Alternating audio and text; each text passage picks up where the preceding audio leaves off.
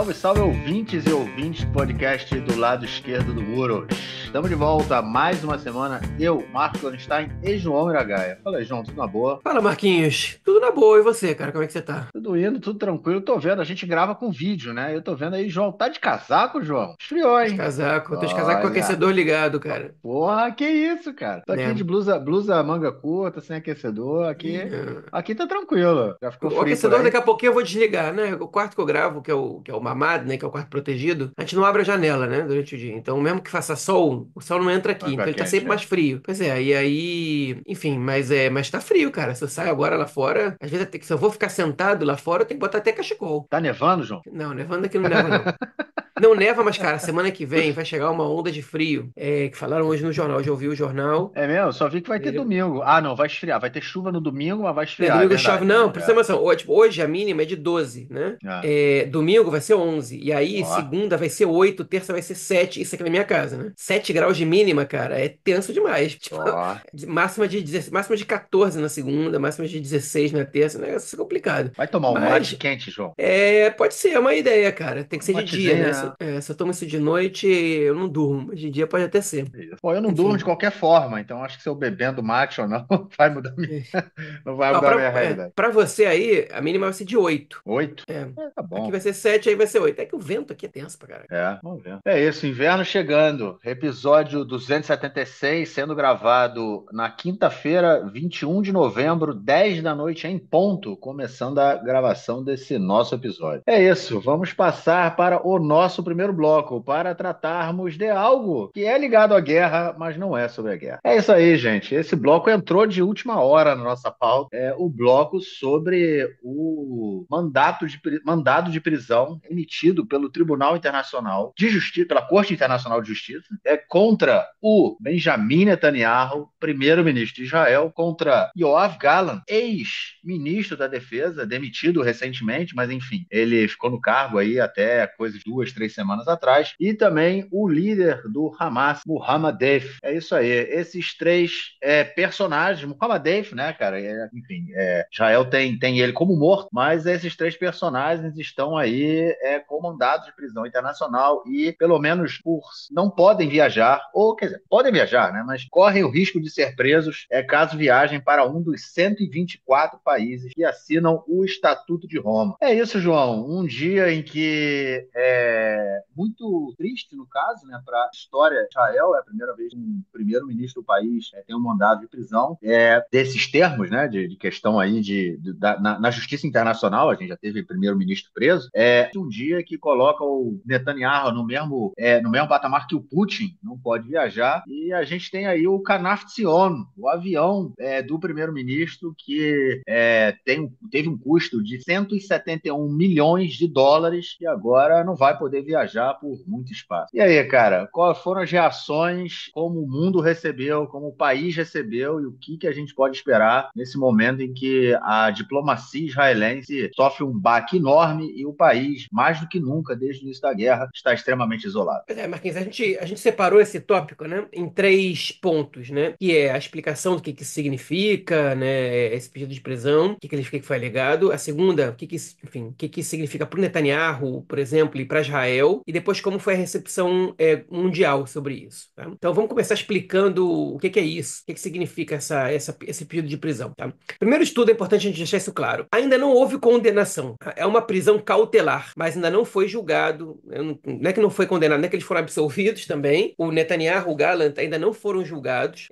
A medida de prisão cautelar é justamente porque três juízas, no caso, da Corte Internacional, do Tribunal Penal Internacional de Haia, identificaram fortes indícios de alguns dos pontos levantados, de alguns dos crimes pelos quais eles foram denunciados, né? E esse pedido de prisão já tinha sido feito pelo promotor do Tribunal Penal Internacional já há alguns meses, e agora a ordem foi emitida. Por que existe essa medida cautelar? Porque devido a esses indícios e pela gravidade dos crimes, essas pessoas podem continuar cometendo crimes. Então, essa medida medida cautelar, ela é para evitar que isso continue acontecendo. O que me levanta uma dúvida em relação ao caso do Gallant, né? Porque o Gallant, ele foi demitido, tem 2 semanas. E, enfim, ele não sendo mais ministro da Defesa, e ele não tendo nenhum cargo no governo, ele agora é um parlamentar da Knesset, né? Um deputado do parlamento israelense, ele não tem nenhum poder decisório, ele não tem influência direta em absolutamente nada que acontece na guerra. Então,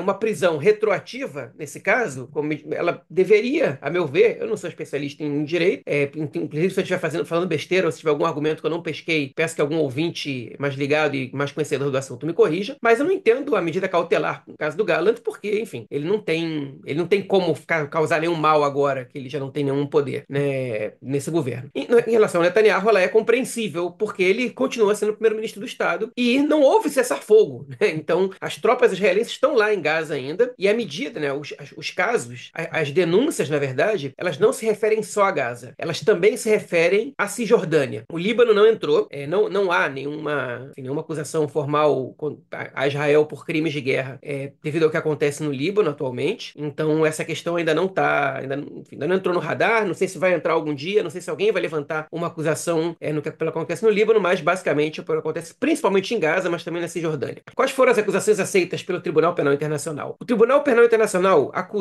aceitou a ideia de que há evidências claras e prováveis de que de 4 pontos, de 4 crimes contra a humanidade executados por Israel, que é usar a fome como arma de guerra, assassinato, perseguições políticas, no caso, ou nacionais, e ataques propositais, ou seja, intencionais, à população civil. São 4 crimes de guerra. O Tribunal Penal, essas juízas, pelo que disseram no Canal 12, eu não li a resolução completa, eu me informei pela imprensa, pela mídia em específico. Então não li o relatório completo. O que disseram, o que foi dito no Canal 12, é que o tribunal não encontrou evidências, nesse momento pelo menos, de extermínio, ou seja, pelo crime de genocídio, mas encontrou de outros crimes de guerra. Então, isso não quer dizer que eles não vão ser acusados ou que não vão ser condenados por genocídio, mas, por enquanto, eles não estão sendo acusados por genocídio e, enfim, se os argumentos não apareceram até agora, os pontos não apareceram até agora, diminui a possibilidade de que os crimes imputados a eles, entre os crimes imputados a eles, esteja o crime de genocídio. Agora, a gente tem que separar esse julgamento do Tribunal Penal Internacional do julgamento na Corte Internacional de Justiça, que aí a acusação levantada pela África do Sul contra Israel é uma acusação de genocídio. E aí a Corte Internacional de Justiça, ela não julga pessoas, ela julga países. Então, Netanyahu, ele não pode ser condenado pela Corte Internacional de Justiça, mas pode pelo Tribunal Penal Internacional, que ao contrário da Corte Internacional de Justiça, ela julga pessoas, no caso líderes, né? Eu vi no Canal 12 também, eu acho que 24 líderes, podem ser militares ou chefes de governo ou personalidades importantes de poderes executivos de alguns países que tiveram envolvidos em confrontos, foram condenados pelo Tribunal Penal Internacional. Um deles, não me lembro o seu nome, mas de Mali, do país Mali, na África, foi condenado ontem a 10 anos de prisão por crimes contra a humanidade. 24 pessoas foram já condenadas, nenhuma delas até hoje não foi emitido nenhum pedido de prisão, uso as palavras do Canal 12, contra representantes de países democráticos. Então Israel seria o primeiro, nesse caso, país democrático que tenha seus representantes indiciados, ou seja, que tenha sido pedida a prisão como medida cautelar dessas pessoas. O que isso quer dizer? Que há 125 países signatários do Estatuto de Roma. Entre esses 125 países estão todos os países da América do Sul, boa parte dos países da América Latina, Cuba, por exemplo, não está. Está o Canadá, os Estados Unidos não está. Estão todos os países da União Europeia, mais o Reino Unido também. Então, os países mais desenvolvidos, digamos assim, do ponto de vista do capitalismo, do Oriente, né, na parte oriental do mapa, como, por exemplo, o Japão, a Coreia do Sul, a Austrália, a Nova Zelândia. Todos esses são países signatários dos tratados de Roma. Não está a China. Os países árabes são só 4 que são signatários. Entre eles, nenhum com os quais Israel tem acordo. A Índia também não está. Por exemplo, o Egito não está, os Emirados Árabes não são signatários, nem o Bahrein, nem o Marrocos, a Arábia Saudita também não, o Irã também não, enfim, e a Rússia também não. O Putin, por exemplo, ele tem o mesmo pedido de prisão contra ele levantado pelo Tribunal Penal, inclusive pelo mesmo procurador, e ele, por exemplo, não pôde estar agora no Brasil, no G20, que está acontecendo agora no Rio, por conta disso, porque o Brasil é um país signatário, e os países signatários, eles têm, pelo menos formalmente, a obrigação de prender pessoas que o Tribunal Penal Internacional fazem o pedido de prisão. Então, Então o Putin não viaja para diversos países do mundo e a partir de agora o Netanyahu também não vai viajar. E isso é muito problemático, porque o Netanyahu, parte também da campanha dele é de que ele é um líder que é de outro nível, né? Assim ele se apresenta, que dialoga com todo mundo, que tem muita influência na Europa, nos Estados Unidos, e que ele é bem recebido, e que ele fala bem, e que ele discursa aqui, discursa ali. Enfim, agora ele tem muito restritos os lugares nos quais ele pode visitar pelo mundo. Não sei, de fato, para que país ele vai agora. Israel não anda tendo boas relações nem com a Rússia, nem com a China. Com a Rússia, pior ainda. Netanyahu até teve na China há não muito tempo.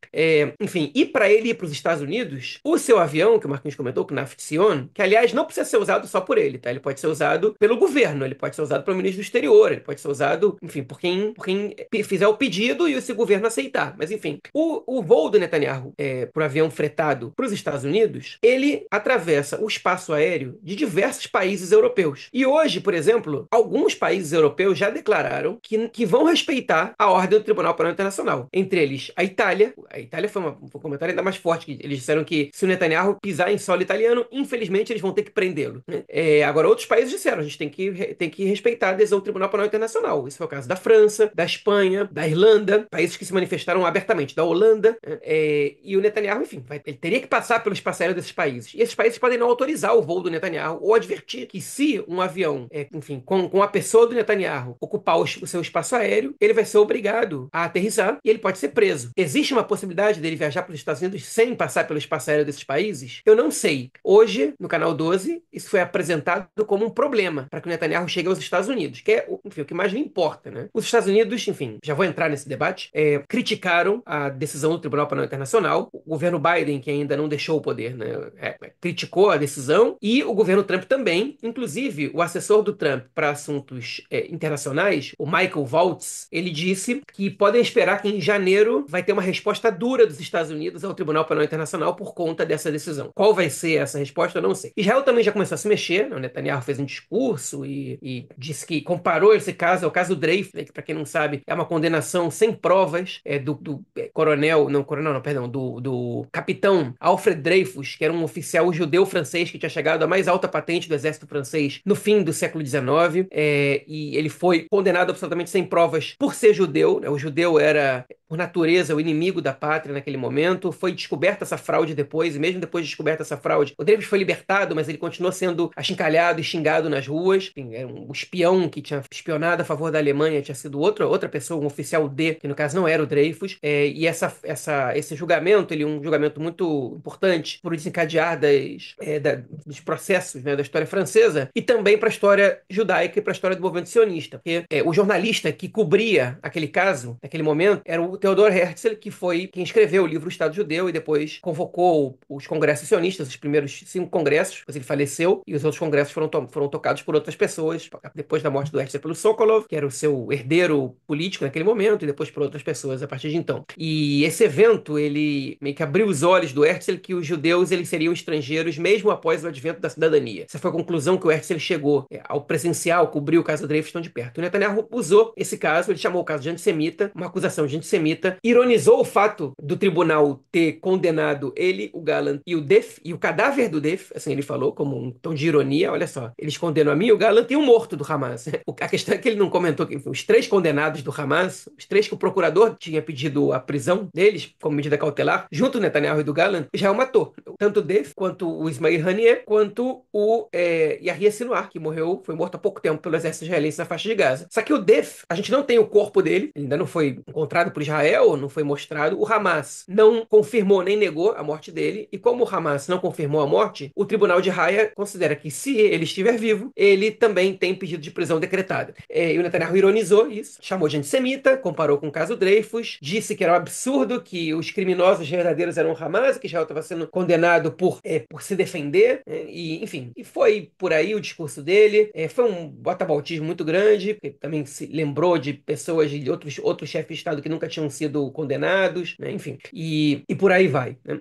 O fato é que ele não se defendeu exatamente das acusações infligidas a ele, e o Canal 12, inclusive, mostrou, até para minha surpresa, uma reunião do gabinete com o Gallant dizendo isso para o chefe das Forças Armadas. Agora vai ser feito um bloqueio total a Gaza, não entra eletricidade, não entra gasolina, não entra água, não entra nada para eles, não entra comida, ele fala assim mesmo. Nada vai entrar, ele na cidade de Gaza, né, ele se refere, e dessa maneira que a gente vai tratar eles a partir de agora, né? Então ele está ali dando as diretrizes para o Estado, no caso para o Exército, que são justamente parte, pelo menos, das condenações pelas quais Israel pelas quais eles estão sendo acusados, né, de crime de guerra. E a gente pode aqui de concordar ou discordar, o procurador não pôde entrar em Gaza para avaliar o caso de lá. Ele veio uma vez a Israel, a segunda vez ele desistiu de vir. Ele se reuniu com representantes de direitos humanos, de grupos de organizações humanitárias, de grupos que faziam trabalho social na faixa de Gaza, com grupos médicos, com delegações da ONU e de outras organizações internacionais. E baseado nesses relatos que ele escutou ali também, que ele presenciou, algumas pessoas com quem ele conversou, ele destacou alguns casos e chegou a essa conclusão para pedir essa medida cautelar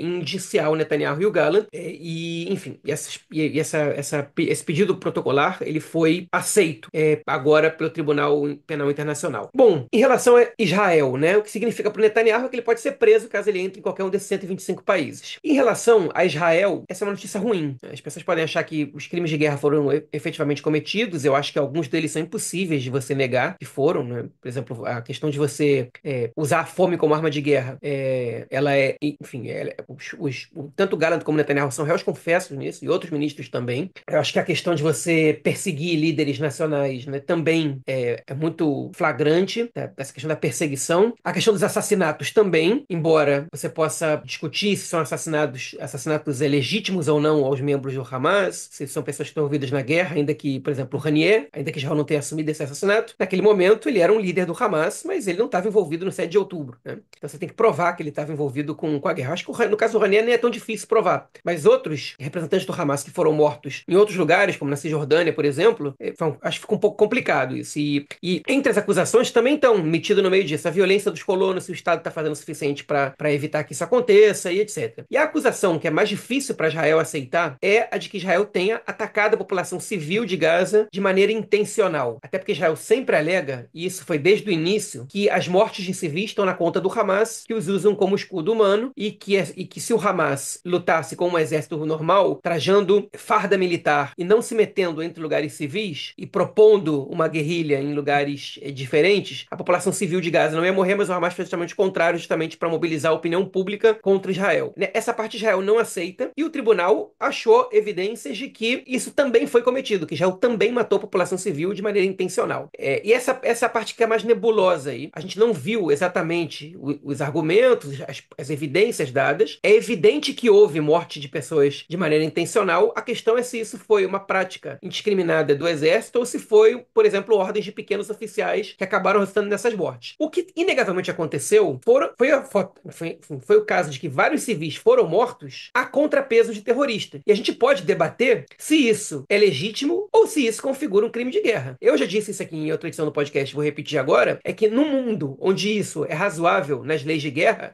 as leis de guerra não servem para nada, porque se as leis de guerra dizem que você tem que proteger civis e você considera que a morte de civis ela é parte aceitável do processo quando você está assassinando terroristas ou inimigos ou militares ou quem quer que seja, então eu acho que as leis estão erradas. Eu acho que para mim isso deveria ser um crime de guerra. Israel discute isso. O resto, Israel também discute, mas vai ser muito difícil você provar o contrário. Agora, essa é uma notícia muito ruim para Israel por diversos aspectos. Primeiro porque ninguém disse que vai parar no Netanyahu e no Gallant. Pode continuar. A gente pode ter outros membros do Poder Executivo de Israel que também podem ter prisão preventiva pedida contra eles. A gente pode ter também oficiais do Exército que podem ter prisão pedida contra eles. E, em geral, essas decisões do Tribunal Penal Internacional, elas não são avisadas. Ou seja, vai um cara do Exército para o exterior de férias com a família ou para uma missão militar, inclusive, e pode acabar preso pela Interpol e vai ser julgado em Haia e vai ter a prisão cautelar dele lá. Essa semana, por exemplo, o Ronen Bar, que é o chefe do Shabak, né, do Shin Bet, Serviço de Segurança Interna, ele viajou para a Turquia para uma reunião para negociar o cessar-fogo. No caso, a Turquia não é signatário. Mas imagina que ele vá para um país que é signatário, ele tem uma prisão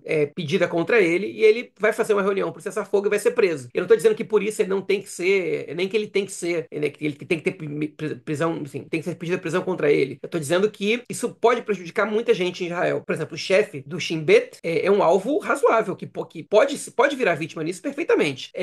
Enfim, mas o principal problema que isso significa para Israel é que Israel hoje em dia é governado por um sujeito que tem a prisão pedida como medida cautelar por crimes de guerra. E isso, se essa pessoa continua sob o comando do país, se essa pessoa continua comandando as ações militares do país, isso pode fazer com que diversos países do mundo decidam boicotar Israel, pelo menos no que diz respeito à cooperação militar. Países podem deixar de vender arma para Israel, países podem deixar de colaborar com a inteligência israelense, Israel pode ficar isolado nesse aspecto perante o mundo inteiro. E isso não depende só de um governo, porque, por exemplo, há países, e esse é o caso de Israel, que o cidadão pode entrar com um pedido no tribunal, na Suprema Corte, solicitando que é o seguinte, ó, o nosso país é signatário do Tribunal Penal Internacional, dos Acordos de Roma, e Israel tem o seu líder condenado, condenado não, perdão, que ainda não foi condenado, mas houve uma prisão cautelar, uma prisão pedida contra o primeiro-ministro desse país. Então a gente não pode colaborar com isso porque há evidências fortes, segundo o próprio Tribunal Penal Internacional, de que ele está cometendo crimes de guerra, que ele continua cometendo crimes de guerra. E aí a Suprema Corte de determinado país, vamos chutar um qualquer aí, o Reino Unido, pode decidir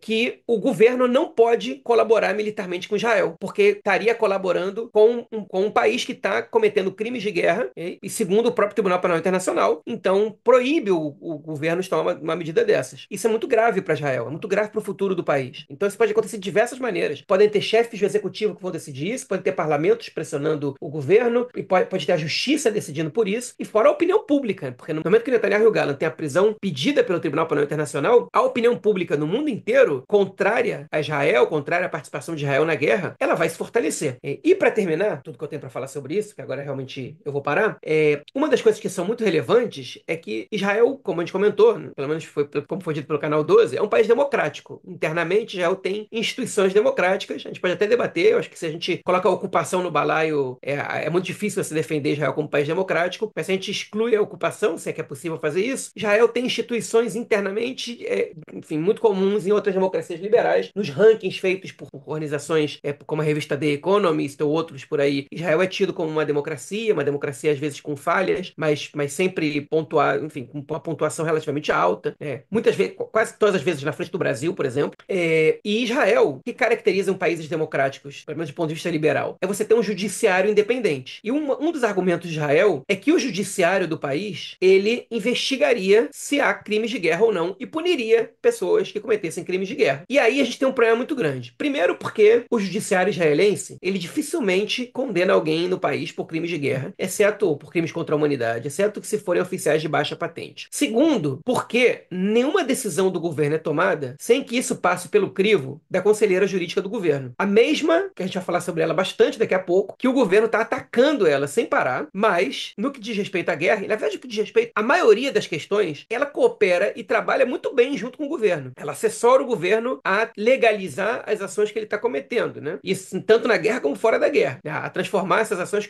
enfim, como legais, tomando cuidado com isso, tomando cuidado com aquilo, etc. Ela aprova. As coisas não acontecem sem que ela aprove. Então ela é uma ferramenta do Estado que está aprovando tudo aquilo. Ou seja, se as evidências estão apontando para crime de guerra, é sinal que o judiciário israelense ele está cooperando de uma maneira ou de outra com crimes de guerra. Isso é um problema muito grande. E a terceira grande questão é que o governo se recusa a convocar uma comissão investigativa pública para avaliar o que aconteceu e o que está acontecendo agora. E isso enfraquece muito a posição de Israel no Tribunal Internacional. Tanto nesse caso, do TPI, quanto no caso do CIJ, da Corte Nacional de Justiça, na qual Israel é acusado de genocídio. Porque se você não tem uma investigação séria e isenta, comandada não pelo governo, mas por vários setores juntos, chefiada por um ex-juiz da Suprema Corte, que pode efetivamente fazer uma investigação que traga dados, que traga informações, que a gente veja o que aconteceu de fato ali dentro de Gaza e também dentro de Israel e na Cisjordânia, você perde muita credibilidade. E a gente sabe também que o governo está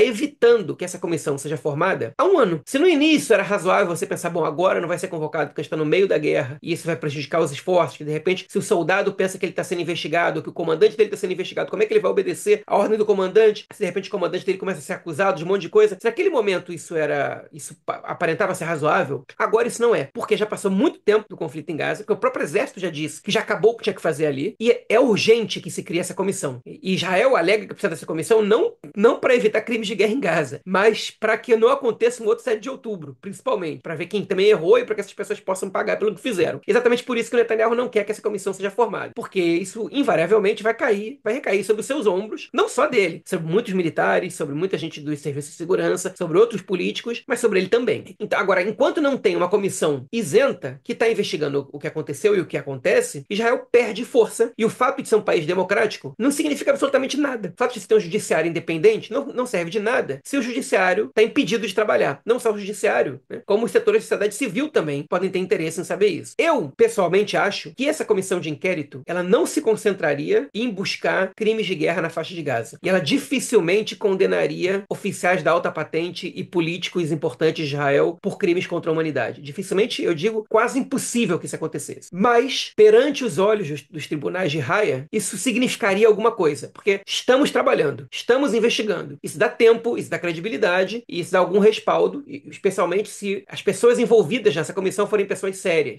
forem pessoas respeitadas pela comunidade jurídica internacional, digamos assim. Bom, e é isso, Marquinhos. E aí, o pior de tudo são as reações da oposição, né? Que eu vou deixar para você comentar aí, porque eu falei demais já. Pois é, acho que colocou todas essas questões aí relacionadas à política externa, o que isso pode representar. Eu acho que é um isolamento absurdo do país, né? Eu acho que a gente vê que a guerra, né, ela começou e Israel recebeu um crédito muito grande do mundo depois do ataque do Hamas. A gente teve uma série de chefes de Estado, né?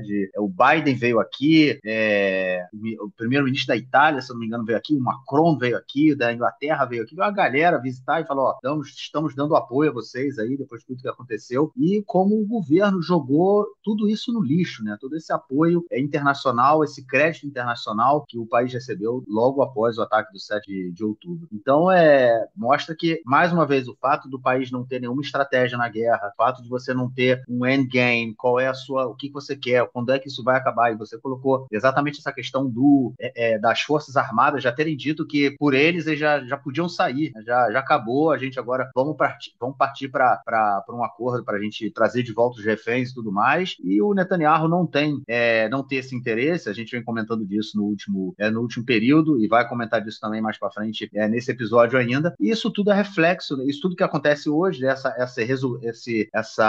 esse mandado de prisão contra ele e o Gallant, são um reflexo, consequência de toda essa guerra sem uma política, de uma guerra sem uma estratégia, de uma guerra sem um objetivo claro. É exatamente isso que a gente vê agora. O objetivo do Netanyahu, ele é construído diariamente. Na verdade, o objetivo dele é evitar que ele seja preso nos casos de corrupção. Só que quanto mais tempo, né, essa guerra está acontecendo, os casos de corrupção dos quais ele é acusado ainda, né, continuam de pé, e outras questões vão surgindo aí, como a gente vem comentando o pessoal ligados a ele, né? A gente obviamente vai comentar disso mais para frente também, dos documentos que estão sendo vazados e tudo mais, enfim, uma série de questões aí absurdas que surgiram. Então, assim, é tudo reflexo de uma guerra que ela não tem objetivo, de que o Netanyahu nunca soube como lidar e o que fazer com isso. E aí a gente chega nessa questão, né, para completar o que você falou, na questão da oposição, que mais uma vez se enfileira junto com o Netanyahu, né? Assume as fileiras do Netanyahu. A gente, desde o início da guerra,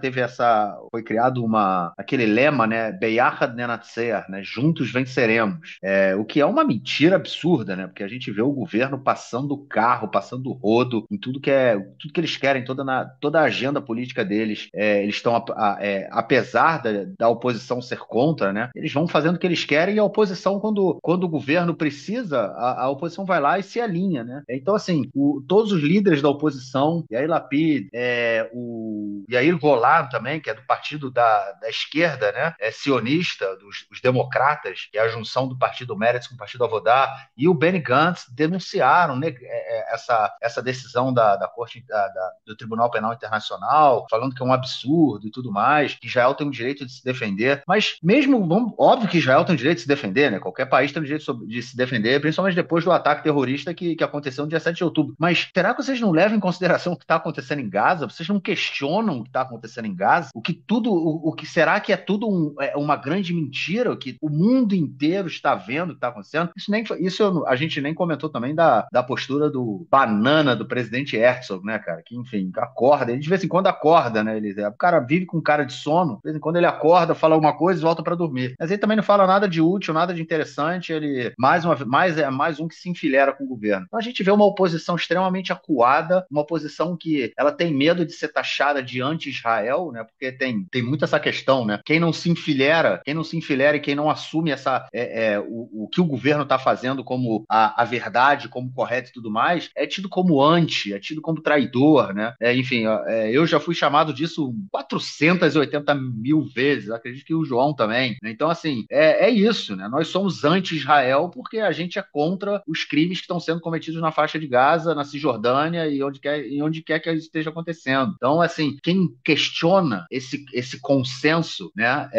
Esse senso comum, esse consenso, essa propaganda é tido como anti. Então, assim, eu não acho nem que a oposição se coloque dessa forma por uma questão de não ser taxado como anti, mas eu acho sim, se o Yair Lapid fosse o primeiro-ministro, a política de Israel durante a guerra seria a mesma. Talvez tivesse um objetivo, talvez tivesse saído, porém a forma como Israel, como o país, como o exército levou a guerra, né, nesse período inicial, que, por sinal, o período que eles pegaram, né, para fazer esse mandado de prisão, ele é de outubro de 2023 até maio desse ano, né? Ou seja, foram cerca aí de 7 meses. Ou seja, sem sombra de dúvida, quer dizer, sem sombra de dúvida, né, eu acredito que caso o Yair Lapid fosse o primeiro-ministro, a política do exército durante esses 7 meses seria a mesma coisa, quer dizer, o Benny Gantz era parte do governo, né? Então, assim, ele também aprovou essa política, e se o Yair Golan fosse o primeiro-ministro, essa seria a política também, porque em nenhum momento eles questionam a política do exército, a política do governo para a faixa de Gaza, no que diz respeito às explosões, às mortes indiscriminadas, a famílias e inocentes e pessoas sendo simplesmente apagadas do mapa. E a questão é sempre isso, né? Joga a culpa para cima do Hamas. O Hamas, se não fizesse, se não usasse de escudo humano, é sempre aquela história que a gente ouve, enfim, sem sombra, enfim, como um disco, né? Um disco empenado, né? Que você vê rodando ali e volta no mesmo argumento, na mesma whataboutismo, né? Como a gente vem comentando aí nos episódios o tempo todo. Tempo você ouve a mesma coisa, mas as pessoas se recusam, né? Se recusam a questionar, a falar, será que isso é realmente correto? Será que é possível fazer isso? E aí a gente entra em todos os questionamentos sobre a questão da vingança, sobre a questão do ódio, e aí discute a questão do genocídio, enfim, todos os crimes aí que a gente comenta em outro momento. Então é basicamente isso, né? Eu acho que é uma oposição que, em tudo que diz respeito à guerra, ela fecha a linha, ela fecha junto com o governo, e o governo passa o rodo na oposição no que diz respeito à política interna do país, né? Ou seja, completamente a reboque, sem se distinguir, sem conseguir botar a cabeça para fora da água e dar uma opção para o país. E isso é extremamente assustador de uma forma geral, né? E já para terminar, sem levar, enfim, deixar de comentar a questão do isolamento político, diplomático que o país vai sofrendo, né? Você comentou aí sobre a questão do embargo, de possível embargos de armas e que o país pode começar a sofrer e tudo mais, mas eu acho que é uma questão muito mais séria que isso, né? A gente pode ver no futuro questões de acordos econômicos serem cancelados, acordos militares sendo cancelados e o país entrar num isolamento muito, muito, muito maior do que já vem sofrendo. Mais uma vez, lembrando que no início da guerra, o país tinha um crédito em relação depois do ataque. O Ocidente deu esse crédito ao país, Netanyahu fez questão de gastá-lo muito rapidamente. Zé Marquinhos, eu só quero acrescentar duas coisinhas. A primeira é que o Guidon Saar, que é o novo ministro do Exterior, ele cancelou a visita que o chanceler da Holanda ia fazer para Israel na semana que vem, como reação à posição da Holanda de dizer que tem que respeitar a decisão do TPI. Aí o Yair Lapid criticou, falou que isso é um erro, porque em vez de você se aproximar e debater, você se isola mais ainda. O Lapid até tem razão nisso. O problema é É que verdade. não dá para você para você esperar outra coisa, enfim, não dá para você não pode comentar de uma coisa de um jeito, outra coisa do outro. Agora, sobre a oposição, além do que você falou, eu não tenho certeza que seria feito tudo igual, porque não é, enfim, a gente não tinha não sei se a gente teria um grupo de ministros pregando abertamente extermínio e genocídio, e isso, enfim, acho que isso influencia de muitas maneiras a posição do exército depois. Quando o próprio governo está pregando esse tipo de coisa, eu acho que eu Mas tendo é a que a gente acreditar que não seria um vê, pouco a gente não diferente. vê o avalio dessa forma porque a gente não vê Ah, esses não, ele tem o ministros. respaldo total. Ele tem o É respaldo total a isso, tudo entendeu? isso com É isso. certeza. Pois é, eu não tenho certeza que eles fariam igual, mas também não fariam tão diferente, ao meu ver, a minha suposição, porque essa parte a gente não tem como saber. Agora, eles respaldam, né? E quando eles respaldam, isso é o que fica.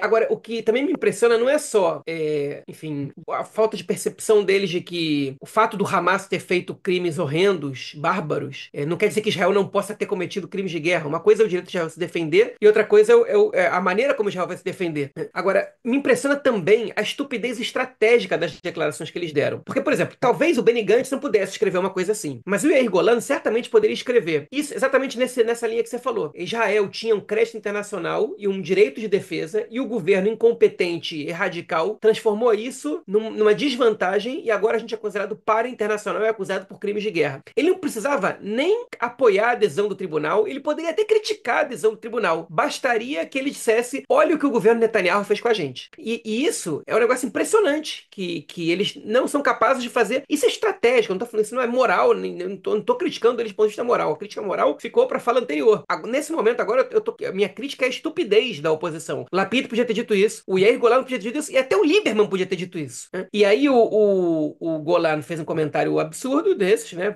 criticando o tribunal, e aí o Ahmed Tibi, deputado do Partido Tal, deputado árabe, falou: e aí, Golan, eu vi teu comentário, por acaso você não acha que causar fome na faixa de Gaza é um crime de guerra? Por acaso você não acha que matar tal quantidade de inocentes é um crime de guerra? Ele começou a fazer essas perguntas, fez em hebraico e em inglês. Agora, a resposta que o Yair Golan daria pra isso, eu não sei se ele vai dar, eu espero que ele não dê, me deixa com medo, porque eu acho que ele poderia dizer: não, não acho. Acho que são ferramentas razoáveis quando você luta contra grupos terroristas. Eu acho que ele poderia dizer isso. Isso me amedronta. E isso, por exemplo, eu acho que um líder do Meretz não diria: ah, ele foi do Meretz. Mas ele não foi líder. Quando ele concorreu à liderança, ele perdeu a eleição para liderança. Um líder do Meretz não diria isso. O líder do Meretz não diria: estou a favor da decisão do TPI. Eu acho difícil que dissesse isso. Mas o líder do Meretz diria o que eu acho que eles deveriam ter dito agora, no mínimo, né? Que é: olha aí aonde o Netanyahu levou a gente. Independente, tipo, de todo o crédito que a gente tinha, agora a gente está sendo julgado por genocídio. Olha que trabalho horrendo que o Ministério das Relações Exteriores fez, que o governo Netanyahu fez e continua fazendo. Enfim, então isso me incomoda muito, me faz ficar muito descrente. Enfim, é óbvio que eu já passei dessa fase de acreditar que eu vou encontrar um representante nos quais eu posso depositar toda a minha confiança. Essa pessoa não vai ter, não vai aparecer, muito menos na situação atual de Israel. Também não vai ter alguém com quem eu concordo 100%, isso não tem no mundo, não só na política. Então eu não tenho questões com isso, tipo, não é esse meu problema. O meu problema é que o comentário do Golan seja tão distante do que eu acho que ele devia ter feito. Isso pra mim é um soco na barriga. Isso pra você tá surpreso? Não, eu não tô surpreso, mas eu tô irritado. Pois é, o isolamento só aumenta e vamos ver quais são os próximos passos. Ah, só uma coisa que eu esqueci de comentar, essa questão do Netanyahu falar que é antissemitismo. Pelo amor de Deus, né, cara? Pelo amor de Deus. Pô, toma vergonha na cara. Pelo menos nenhum dos líderes da oposição falou isso, né?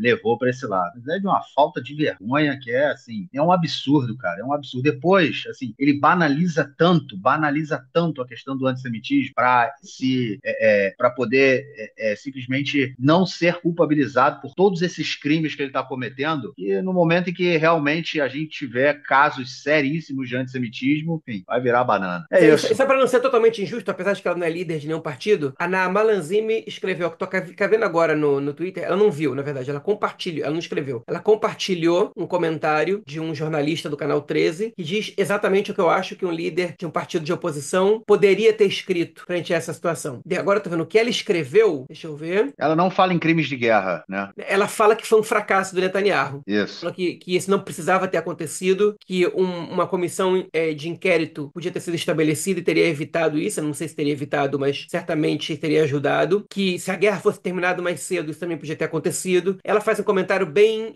no ponto, que eu acho que é permitido dentro do mainstream israelense você fazer. Ela não Você questiona o que foi feito na faixa de Gaza, mas ela questiona justamente o que você colocou, né? Da comissão de inquérito e do Netanyahu ter perdido o crédito. Médio. Pois é que aonde o Netanyahu levou o país, né? E ela não Isso. diz, Netanyahu levou a gente a ser criminosos de guerra. Não, ela diz, Netanyahu levou a gente a ser julgados por crimes de guerra.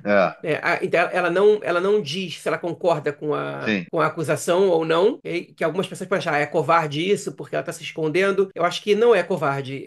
No contexto israelense, a mensagem que ela escreveu é a melhor mensagem que a gente podia ver de um representante de um partido judaico no parlamento. Que se vocês forem olhar o Ofer Kassif, ele escreveu só um comentário, que foi, eu avisei. Tipo, mas ele não depende de voto judaico, então ele pode escrever isso. É isso. Vamos então para o nosso próximo bloco para tratarmos da guerra esta semana.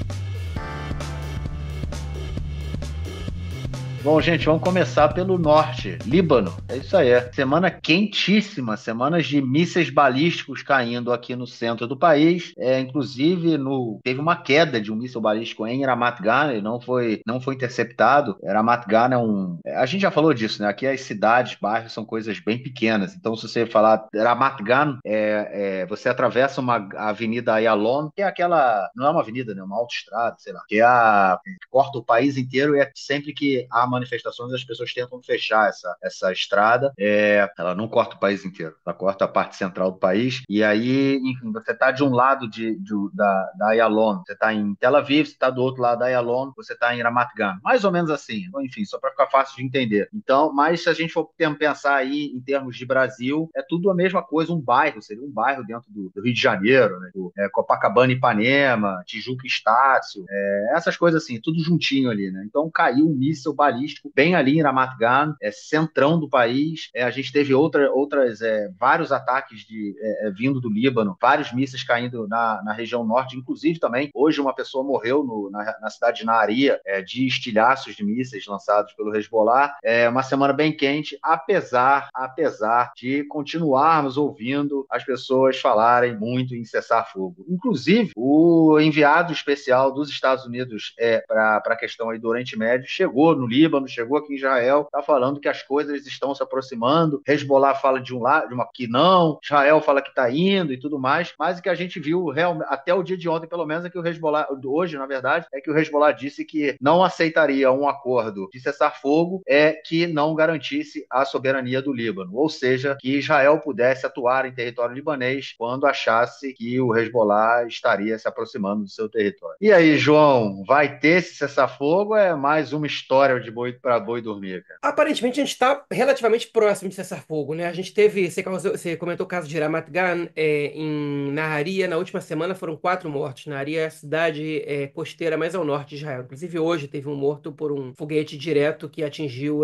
enfim, um pátio de uma casa, ele estava no meio da rua, correu para tentar se esconder, e aí acabou que o míssil caiu bem onde ele estava, o foguete, na verdade, ele acabou sendo morto, um jovem de 26 anos. E a gente teve alguns casos essa semana, teve uma mulher morta em Shfaram, que é uma cidade árabe não longe da minha casa, vários feridos, sem contar o número de soldados. Nessa semana a gente teve o soldado número 800 que foi morto desde o início da guerra e já ultrapassou, já passamos do 800, né? Inclusive até um caso muito bizarro de um sujeito de 71 anos, um arqueólogo que foi levado para o Líbano, né, que pediu para ir, foi levado lá para a fronteira com o Líbano, ele se aproveita desses momentos se aproveitava, né, para fazer pesquisas arqueológicas, enfim, e aí foi levado por um soldado, então investigando agora se o soldado podia ter metido ele no lugar que ele meteu, na hora que ele meteu, enfim, o cara acabou que se meteu no meio do campo de batalha e foi morto. E ele foi enterrado como soldado, né? Ele estava vestido de militar com arma, inclusive, e aí o exército decidiu que ele seria considerado um soldado morto. Mas a gente teve mais mortos essa semana, obviamente dos dois lados, ou dos três lados, se a gente puder falar, né? Do lado dos palestinos, do lado dos libaneses e do lado dos israelenses. A gente teve uma intensificação dos confrontos no Líbano no início da semana, depois diminuiu um pouco. Eu não tive sirene aqui na minha casa, mas desde sábado as explosões estavam muito fortes na região metropolitana de Haifa, eu escuto tudo daqui. Depois passou um pouco mais para o norte, e anteontem teve na escola do meu filho. Ele teve que ir lá pro bunker com os amigos dele, enfim. Inclusive ele tá comentando que ele viu uma coisa na televisão, e aí minha mulher perguntou para ele, você vê televisão na escola? Ele vê quando a gente tá no bunker. Ah, tá. E tem que entreter as crianças de algum jeito. Mas, enfim, a situação não tá boa, né? Aqui no norte de Israel a situação não tá boa, porque assim, as pessoas podem pensar, mas todo mundo aí tem bunker, bunker e na hora que toca a sirene é só se esconder. Primeiro que não é bem assim. Tem muitas unidades que não tem bunker. Nas cidades, por exemplo, de Akko, ou Acre, ou Haifa, né? A região metropolitana de Haifa e Nahariya, são cidades que a maioria das construções são anteriores aos anos 90. Então, não, muitas vezes não tem o quarto protegido, nem bunker no edifício. Eu tenho uma amiga que os pais dela tiveram que sair de Nahariya porque eles têm dificuldade para andar rápido. O bunker fica a 300 metros da casa deles. Eles não chegam a tempo, porque Nahariya, o tempo que tem para se esconder são 20 segundos, né? Então, não dá tempo de chegar no bunker. Eles vão pro corredor, pra escadaria do prédio e torcem pro foguete não cair direto contra o prédio. Basicamente é isso. Mas, enfim, é uma situação muito merda. E também tem as pessoas que têm que estar transitando de lugar para o outro, né? Na área, as aulas das escolas estão acontecendo normalmente, na boa parte das escolas ou nas creches. E professores, por exemplo, que dão aula em Acco, né? E que moram aqui onde eu moro, tem um vizinho meu que ele dá aula lá, é professor de lá. Ele tem que dirigir meia hora todo dia, no meio da estrada, né? E tem professores que têm filhos pequenos, e aí fica meio receoso de deixar o filho numa creche, né? O filho quando tem 1 ou 2 anos, o que vai acontecer se tiver problema? Porque criança muito pequena às vezes não sabe nem andar, então não dá para levar todo mundo pro quarto protegido ao mesmo tempo. Às vezes tem creches que estão fechadas, creches privadas que decidiram não abrir nessa situação, então professores estão levando os bebês para dar aula com ele. Enfim, é uma situação muito, muito ruim. Volto a falar aqui, depois vão fazer aquela acusação ad hominem, né? E em Gaza, e no Líbano, enfim. A situação lá também tá ruim, às vezes tá pior, mas não vou voltar nisso aqui, a gente já falou sobre isso na edição anterior. Mas o cessar-fogo parece estar próximo, então essa é a notícia que parece ser positiva. Agora, o que aconteceu para o cessar-fogo estar próximo com o Hezbollah? Porque você pode falar, pô, João, mas há umas 3 semanas você falou que não ia ter, porque o Hezbollah condicionou o fim dos confrontos com Israel ao cessar-fogo em Gaza. Então, por que agora vai ter cessar-fogo com o Hezbollah? Vai ter cessar-fogo em Gaza? E a questão é a seguinte, por que eu tô mais otimista em relação a isso? Eu tô até achando que realmente vai acontecer. Eu não posso precisar tempo, porque eu já escuto, toda semana eu escuto, vai acontecer em até 2 semanas e não acontece. Mas enfim, por várias razões. Então, a gente comentou na semana passada que o Netanyahu queria dar um prêmio pro Trump, né? Que é que ele comece seu governo já sem um confronto no Líbano. O Amos Hochstein, que é o enviado para questões relacionadas à guerra do Líbano pelo governo do Biden, ele teve no Líbano e depois teve em Israel. Ele disse que as diferenças entre as exigências de Israel e as do governo do Líbano são mínimas, e o Hezbollah respondeu à proposta norte-americana e disse que fizeram alguns pequenos ajustes e que agora está na mão do Netanyahu. Se o Hezbollah fez alguns pequenos ajustes, é óbvio que não é o cessar-fogo em Gaza, que é um pequeno ajuste, né? Para nós ficar muito claro isso. Então o Hochstein teve em Israel depois e de lá ele não volta para Beirute, ele vai para os Estados Unidos. Isso quer dizer que o cessar-fogo não vai acontecer amanhã, nem depois de amanhã, porque ele tem que ir para os Estados Unidos, debater isso com o governo Biden, reapresentar a proposta costurada para os dois lados, aí ele deve voltar a viajar para os dois lugares e aí fechar o acordo de cessar-fogo. Se isso estiver indo pelo caminho certo, isso pode acontecer em uma semana. Não deve acontecer em menos que isso. Agora, se isso estiver indo pelo caminho certo. Quais são os impasses ou quais eram os impasses? Israel já está querendo parar. Por que eu digo que Israel está querendo parar? Porque Israel sabe que não tem muito mais que conquistar. Dentro do governo Netanyahu, as vozes que pedem para o confronto no Líbano seguir já são praticamente nulas. Não tem ninguém gritando, não pode parar, tem que bater no Hezbollah, até isso, até aquilo. Agora, o papo não é esse. O papo é, tem que ter um cessar-fogo que a gente tenha liberdade de ação depois. Né? Que é óbvio que, enfim, que isso não vai acontecer. Ninguém vai concordar com uma coisa dessa. Que país vai concordar com uma proposta de cessar-fogo que o outro lado vai poder invadir o seu território soberano? Isso não existe. Fala, mas se o Hezbollah estiver fazendo tal coisa, se o Hezbollah estiver fazendo tal coisa, eles vão descumprir o cessar-fogo. E aí, se eles descumpriram primeiro, você não é obrigado a seguir. Você pedir liberdade de ação é um pretexto para você não assinar o cessar-fogo, ou é um ponto que você coloca na negociação, já sabendo que de alguma coisa você vai ter que dar para trás, e você sabe que vai ser disso. O que Israel aparentemente quer, Israel conquistou todos os vilarejos, as aldeias libanesas, que estão concentradas como se fosse uma primeira linha próxima à fronteira. E Israel não foi até a segunda nem a terceira linha. Até a segunda linha Israel foi em determinados espaços, mas não completou a linha, e a terceira linha também. Um pouco menos, mas não avançou via terrestre. Depois que conquistou a primeira linha inteira e alguns espaços da segunda e da terceira, os reservistas começaram a ser liberados. Porque o exército considera que ali está suficiente. Isso é suficiente para a gente poder agora negociar o acordo de cessar-fogo. Porque quando a gente conquista isso, a gente sabe que o Hezbollah não vai entrar por terra em território israelense. E que a gente consegue sustentar essa situação dos foguetes por mais algum tempo até a gente conseguir um cessar-fogo vantajoso. E esse cessar-fogo vantajoso seria o quê? Seria, basicamente, que o Hezbollah fosse tirado, fosse colocado a norte do rio Litani e que tivessem forças no sul do Líbano em quem Israel pudesse confiar um pouco mais do que somente nas tropas da Unifil. E a gente está falando aí em tropas libanesas, num período intermediário, provavelmente, com presença de tropas israelenses. O acordo de cessar-fogo provavelmente também estabeleceria em que prazo as forças israelenses deixariam o sul do Líbano, mas essas forças libanesas, elas seriam armadas e treinadas e financiadas pelos Estados Unidos e pela França. Os Estados Unidos já têm entrado em contato com a França porque, aparentemente, eventualmente, quando houver cessar-fogo, a cerimônia será realizada em Paris e será coordenada pelo Estado francês. O Líbano foi colônia da França por um tempo,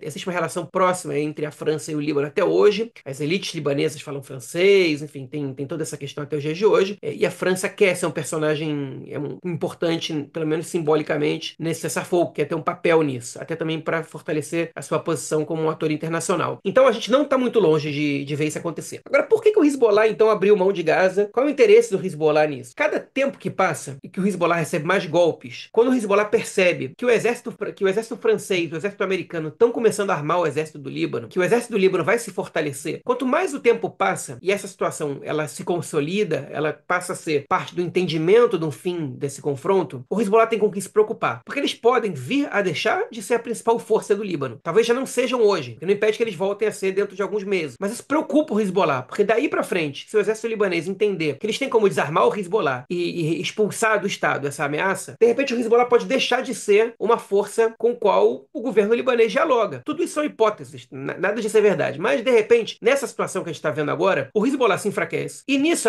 a posição do Irã dentro do Líbano também se enfraquece. E também dentro da Síria, porque o Hezbollah também é um ator importante no contexto sírio. Então, o próprio governo iraniano tem interesse nesse cessar-fogo. Eles preferem manter o Hezbollah como um ator importante ali, com uma força diminuída, pelo menos a curto prazo ou a médio, mas ainda relevante, do que poder passar por uma situação de incerteza, que eles não sabem qual vai ser o destino do Hezbollah a médio prazo. Então, o próprio Irã, aparentemente, também tem interesse nisso, e o Irã também está querendo mandar uma mensagem para o governo Trump, que é o seguinte, ó, você não quer guerra, a gente também não quer, vamos deixar isso de lado, porque a gente tem muito que conversar aqui sobre as sanções, sobre o acordo nuclear e etc, porque o próprio Trump se manifestou favorável a um acordo nuclear com o Irã, obviamente que em que termos a gente não sabe, né? Mas o próprio Irã começou a entender que o Hamas que fique a sua própria sorte ali, e vamos ver no que vai dar. O Irã adiou, e já nem se fala mais na resposta ao ataque israelense. De vez em quando vem uns mísseis do Iraque ou do Iêmen. Hoje mesmo soou a sirene agora de noite na região do Mar Morto, um pouco no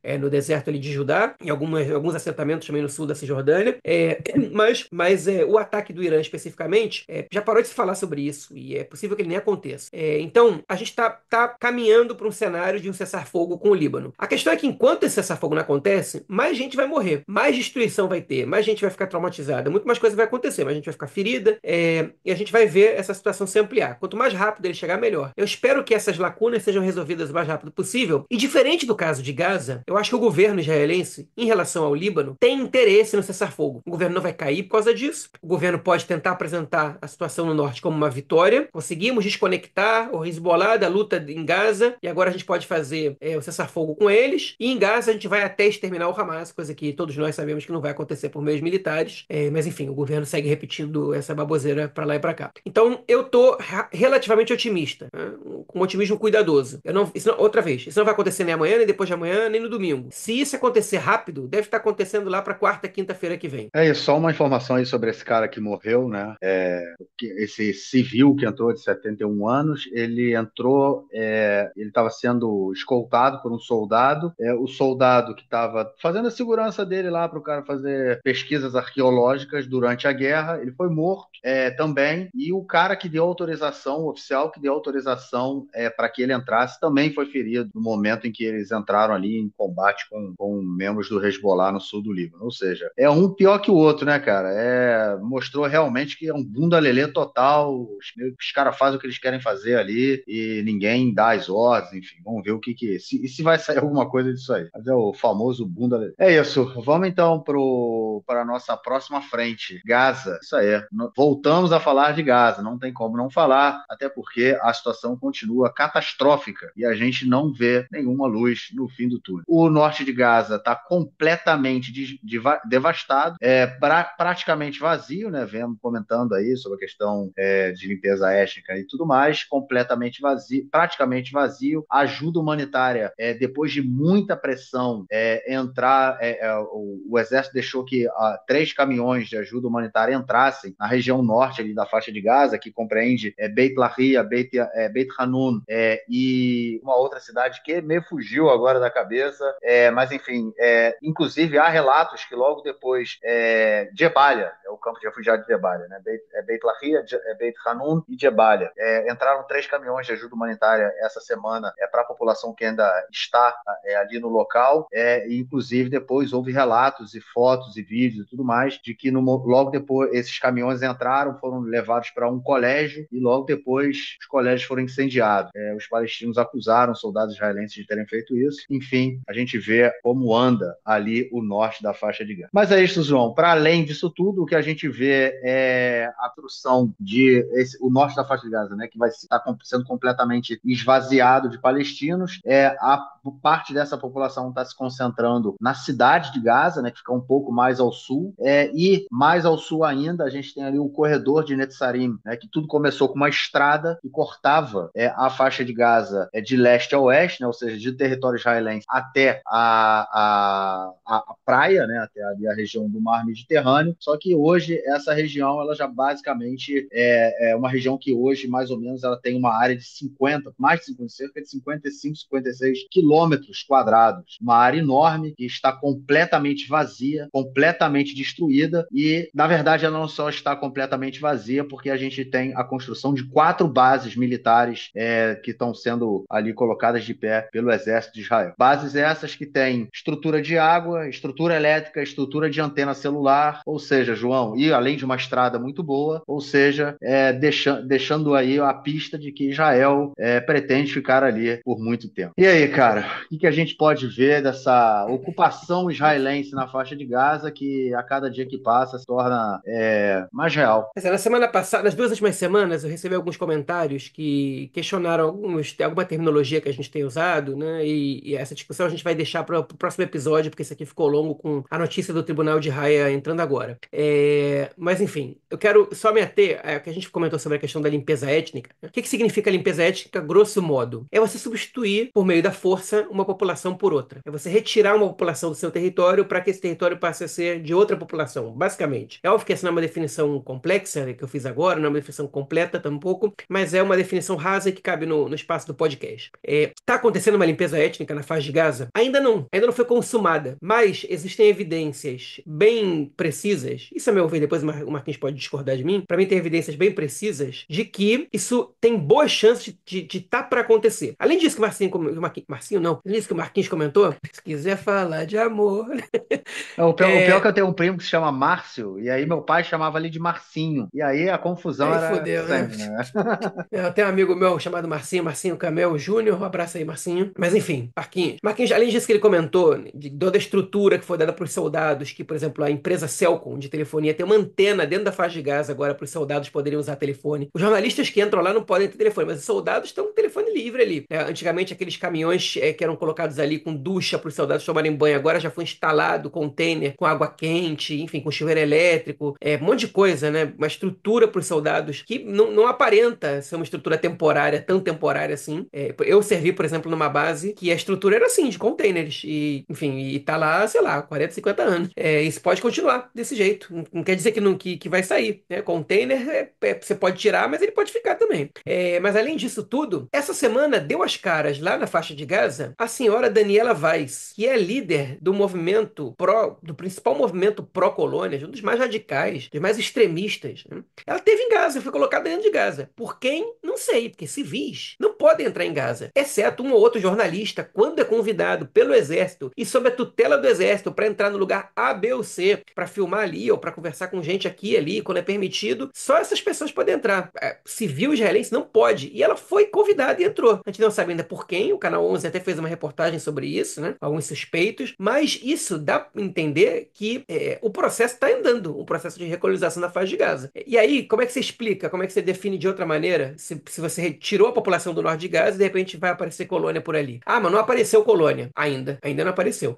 Quando aparecer, vai ser um problema, e aí vai ser um problema com o nome. Ah, mas Netanyahu disse que não vai acontecer. Não, ele não disse isso. Ele há um mó tempão atrás disse que não vê como real recolonizar a faixa de Gaza, mas ele também não diz que não vai acontecer. E agora, quando está tendo esse movimento imenso pela recolonização da faixa de Gaza, ele está quietinho. Se ele realmente falasse que não vai acontecer, se ele realmente fosse bancar isso, ele iria a público e falar assim: parem de mentir para as pessoas, isso não vai acontecer. fazer. Nosso objetivo aqui é militar, nosso objetivo aqui é destruir o Hamas, ainda que a gente sabe que isso não é verdade, e não é outra coisa além disso. Depois que a gente destruir o Hamas e tiver paz aqui nessa região, aí a gente vai sair daqui todo mundo, que a gente não quer, no nosso objetivo, recolonizar a faixa de Gaza. Ele não fala isso. Agora, ele não fala isso, quer dizer então que ele vai fazer? Não. Netanyahu, ele é o cara que flui de acordo com o que a demanda está mostrando para ele que é melhor. Então, o que está sendo pedido para ele, o que a base dele vai querer, o que vai ser mais conveniente para ele naquele momento. No momento, ele consegue enrolar o Smotrich e essa galera que estão muito loucos por uma recolonização de Gaza, dizendo o seguinte: calma aí, Trump acabou de ser eleito, vamos conversar com ele, vamos ver qual é a posição dele, vamos ver estrategicamente o que convém fazer, não vamos se apressar. Vamos decidir ali, porque eu não posso fazer nada sem respaldo e muito menos antes dele tomar posse. Deixa ele tomar posse primeiro ali. Se eu faço uma coisa dessa antes dele tomar posse, imagina que crise que pode ser. Então ele está enrolando o que é conveniente para ele, porque ele não briga com a base dizendo que não vai ter, também não briga com o resto do mundo construindo colônia já, mas a gente está numa situação que foi criado o contexto para que as colônias possam ser construídas. Além do que eu falei da posição do Netanyahu, porque eu acho que esse movimento ainda não foi para frente com tudo, porque ainda tem muito reservista na faixa de Gaza. E vai ter muito reservista falando assim: porra, eu não tô aqui para limpar Gaza para colônia entrar. Eu tô aqui para destruir o Hamas. Se vocês vão ficar com essa palhaçada de meter colônia aqui, eu não sirvo. Eu acho que vai ter muito reservista falando isso. Enquanto os reservistas forem necessários, é complicado o governo tomar uma atitude dessa. É um governo que a gente tem que lembrar que é impopular, que não faltam razões para que as pessoas protestem contra o governo, e as pessoas já estão muito irritadas e desconfiam das reais intenções do governo em Gaza, e se de repente começarem a construir assentamento judaico, vai ter muita gente ali que vai ficar muito insatisfeita. Ainda mais frente a essa situação com os ultra-ortodoxos, que não estão aceitando o alistamento e o governo não encaminha o alistamento dos ultra-ortodoxos, e de repente você vai recolonizar Gaza e vai ter que meter um monte de soldado ali dentro, e os ultra-ortodoxos não vão estar servindo o exército. Será que o governo vai ter bala na agulha para manter essa posição? Acho que é um momento que é complicado. Se o governo Netanyahu tivesse pleno apoio da população, eu não tenho a menor dúvida de que Gaza já estaria sendo recolonizado. Mas como não é o caso, o Netanyahu pesa o que é do seu interesse. E o do interesse dele agora é enrolar, é não fazer nada. Mas também ele não acaba com esse terreno preparado para que as colônias possam se estabelecer a qualquer momento. Ele deixa aquilo ali, porque ele vai fazer o que for conveniente para ele na hora que for conveniente para ele. Nesse momento não é, amanhã pode ser. Eu só acho que sobre essa questão da limpeza étnica, a gente tem um processo em andamento. Ele pode não ser um processo que ele seja o fato consumado, como a gente vê em outras regiões, dentro e fora da linha verde, mas a gente tem um fato em andamento. A limpeza étnica, ela continua, você está removendo uma população, essa população está sendo removida à força, e hoje a gente já vê bases, né? Como você falou, a definição grossa, né? A grosso modo, é você trocar uma população pela outra. Então, assim, você está tirando uma população civil da região e nessa região você já vê a construção de bases militares, né? Você ainda não tem uma população civil nesse local, mas você já tem uma população militar naquele local, né? Bases militares, assim, com estrutura mesmo, exatamente como você falou, tipo, antena de celular, água, os palestinos não têm água, a base militar tem água, os palestinos não têm luz, mas na base militar tem luz, os palestinos não têm celular, mas na base militar tem celular, os palestinos não têm comida, mas na base militar tem comida, enfim, é um processo em andamento, né? Ele vai consumado? Ainda não. Pode ser consumado? Sim. Pode ser consumado? Não. Como a gente sempre fala, a gente não tem como prever o futuro. Inclusive, tem numa matéria do jornal Haaretz que saiu essa semana, estava justamente colocando que como é que chama? Um coronel do exército falando, né, do batalhão 162, ele fala, ele conversando com os jornalistas que entraram na faixa de Gaza, ele falou assim, não há retorno de cidadãos civis para o norte da faixa de Gaza. Eu recebi uma ordem muito clara. A minha messimal, como é que eu Minha falo? missão. A minha missão é realizar uma limpeza da região. Então é isso, a gente tem há uma decisão política, foi passada essa missão para o exército estava fazendo o que o governo mandou. Se a gente vai ver uma troca, né? Se a gente vai ver aí uma troca de população no futuro, a gente não tem como deixar isso claro no momento que a gente não vê, né? Você vem colocando o Netanyahu, ele não diz nem que sim nem que não. Ele está deixando as coisas acontecerem. E além, né? Eu acho que além dessa questão aí da Daniela Vaz que você colocou, dela ter ido a Gaza essa semana, lembrando que na festividade de Sukkot, há pouco menos de um mês atrás, a gente teve um evento organizado na entrada da faixa de Gaza, em uma das entradas ali, portões, né, que dá acesso à região. Um evento foi organizado por deputados do Likud, não só dos partidos extremistas da extrema-direita, fascista do Ben-Gvir e do Smotrich, como também do Likud, que organizaram um evento pedindo a recolonização da faixa de Gaza. Então, enfim, tá claro, né? Tá claro, só não vê quem não quer. É isso, vamos para o próximo ponto para falar do Irã. É isso aí, como você comentou, né, fazendo aí o seu comentário sobre o Hezbollah, né? O Irã deu aquele passo atrás depois da eleição americana. A gente não teve o contra-ataque, do reataque do contra-ataque iraniano até o momento. Não se fala mais disso até agora, as coisas deram uma esfriada, mas Israel vem comentando que no último ataque que foi realizado depois do ataque iraniano, do segundo ataque iraniano, Israel alega aí ter destruído uma fábrica de mísseis, que era uma fábrica que não se comentava muito dela, né? Era uma fábrica de mísseis nucleares, e Israel alega ter danificado e ter dado uma pancada forte no projeto nuclear iraniano. Não é exatamente Israel que alega, né? São fontes israelenses, não é nada, Pois não é nada oficial. Pois é, mas teve isso, né? E parece ter sido um ataque, enfim, uma destruição importante, porque até que o Irã consiga reconstruir isso, segundo essas fontes, demora bastante. Enfim, só mais uma noticiazinha que saiu sobre esse tema, não precisa gastar tanto tempo nisso, porque o próximo bloco vai ter coisa pra caramba. É isso. Vamos então para ele. Para a gente falar da política interna esta semana. Bom, João, bomba. É bomba. Na verdade, não é bomba, não. Na verdade, é sinalizador. É isso aí. Na última semana, dois sinalizadores. Aquele sinalizador de navio, né? Que quando o navio está ali em pânico, né, em problemas, o cara solta o sinalizador para saber onde foi. Inclusive, a gente viu Eu me lembro, essa cena é muito clara para mim. Foi uma das fotografias que mais me chocaram assim, no início da guerra. No dia da invasão terrestre israelense, a faixa de Gaza estava completamente escura, né? Sem luz, e a gente só via as fotos daqueles dezenas de sinalizadores caindo, então ilumina aquele negócio, toda a região, né, e o exército entrando, me marcou muito essa foto. Dois desses sinalizadores foram lançados em direção à casa do Netanyahu em Cesareia. Obviamente a casa está vazia, ele já não mora ali já tem um tempo, né, ele anda por Jerusalém, só que isso fez com que uma investigação fosse aberta. 3 pessoas foram presas, aparentemente ligadas aí à oposição, né, que é a oposição das ruas, né, não a oposição partidária, ao pessoal aí que desde 2023 vem se manifestando contra o governo, e o que a gente viu foi muita incitação, inclusive, e o ministro Yariv Levin, ministro da Justiça, pedindo a volta do golpe do judiciário, falando que caso as leis fossem aprovadas, a gente teria uma outra realidade jurídica para tratar desse caso. É isso, João. Deram margem, agora os caras querem passar o cavalo a todo. Pois é, e muita gente levantou aquela possibilidade. Será que isso aí não foi plantado? Até a gente falou, pô, cara, isso serviu muito bem para os interesses de Netanyahu, né, cara? Esses sinalizadores ali, porque agora ele vai se dizer de vítima, não vai querer depor, que vai ser isso, vai ser aquilo. Mas não, pelo menos os suspeitos presos até agora são pessoas que estavam presentes nas manifestações contra o Netanyahu, né? A teoria da conspiração, como a gente já falou aqui várias vezes, ela só tem uma coisa que ela tem em comum com as outras teorias da conspiração, que é a falta de provas. A gente pode levantar hipóteses, mas a gente não pode sair acusando. E nesse caso, a polícia e o Shabak, o Shin Bet, se apressaram, foram rápidos, até mais rápidos do que o comum, e prenderam os suspeitos. Óbvio que tem muita câmera de vigilância ali. Que denunciou, na verdade, foi a família do Netanyahu, foram os vizinhos do Netanyahu. A família do Netanyahu não estava presente na casa, como de praxe nos últimos tempos. E 3 suspeitos foram presos, e um deles é um ex-oficial da Marinha, que deixou de ser reservista há pouco tempo e que era figurinha carimbada nas manifestações desde a época do golpe judiciário. Então, os caras fizeram uma besteira, né? O Yair Golan, nesse caso, todo mundo foi condenar isso, né? O Yair Lapid foi condenar, o Benny Gantz foi condenar nas redes, né? E é uma coisa meio bizarra, porque o governo não condena quando os colonos vão lá e incendeiam uma aldeia palestina. E duvido que condenassem tão rápido assim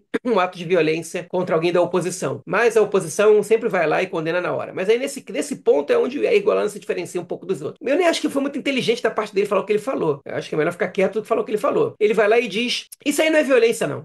Primeiro que foram sinalizadores, isso aí não machuca. Segundo, foi contra o pátio, não foi contra a casa. E eles viram que não tinha ninguém, foi um aviso, foi um recado, foi mostrar que a gente quer protestar contra você. E como a polícia não permitiu grandes manifestações por causa da situação de segurança, então foram 3 pessoas só mostrar insatisfação, né? Então ele falou: não aceito que isso aí vão ser um ataque grave, não aceito nada disso. Para mim, isso é tudo discurso spin, né? Que é o termo que eles usam tipo, em inglês, spin. É um spin do Netanyahu e do grupo dele. O negócio que o Marquinhos falou é que, horas depois disso, já estava o Yariv Levin, ministro da Justiça, já dizendo, convocando toda a coalizão para voltar com a reforma com a força toda, porque isso aí era fruto da justiça que não faz nada. E aí, depois dele, foram outros dizendo que isso era culpa da conselheira jurídica do governo, que não faz nada para evitar a incitação contra o primeiro-ministro, e só vai parar quando ele for morto.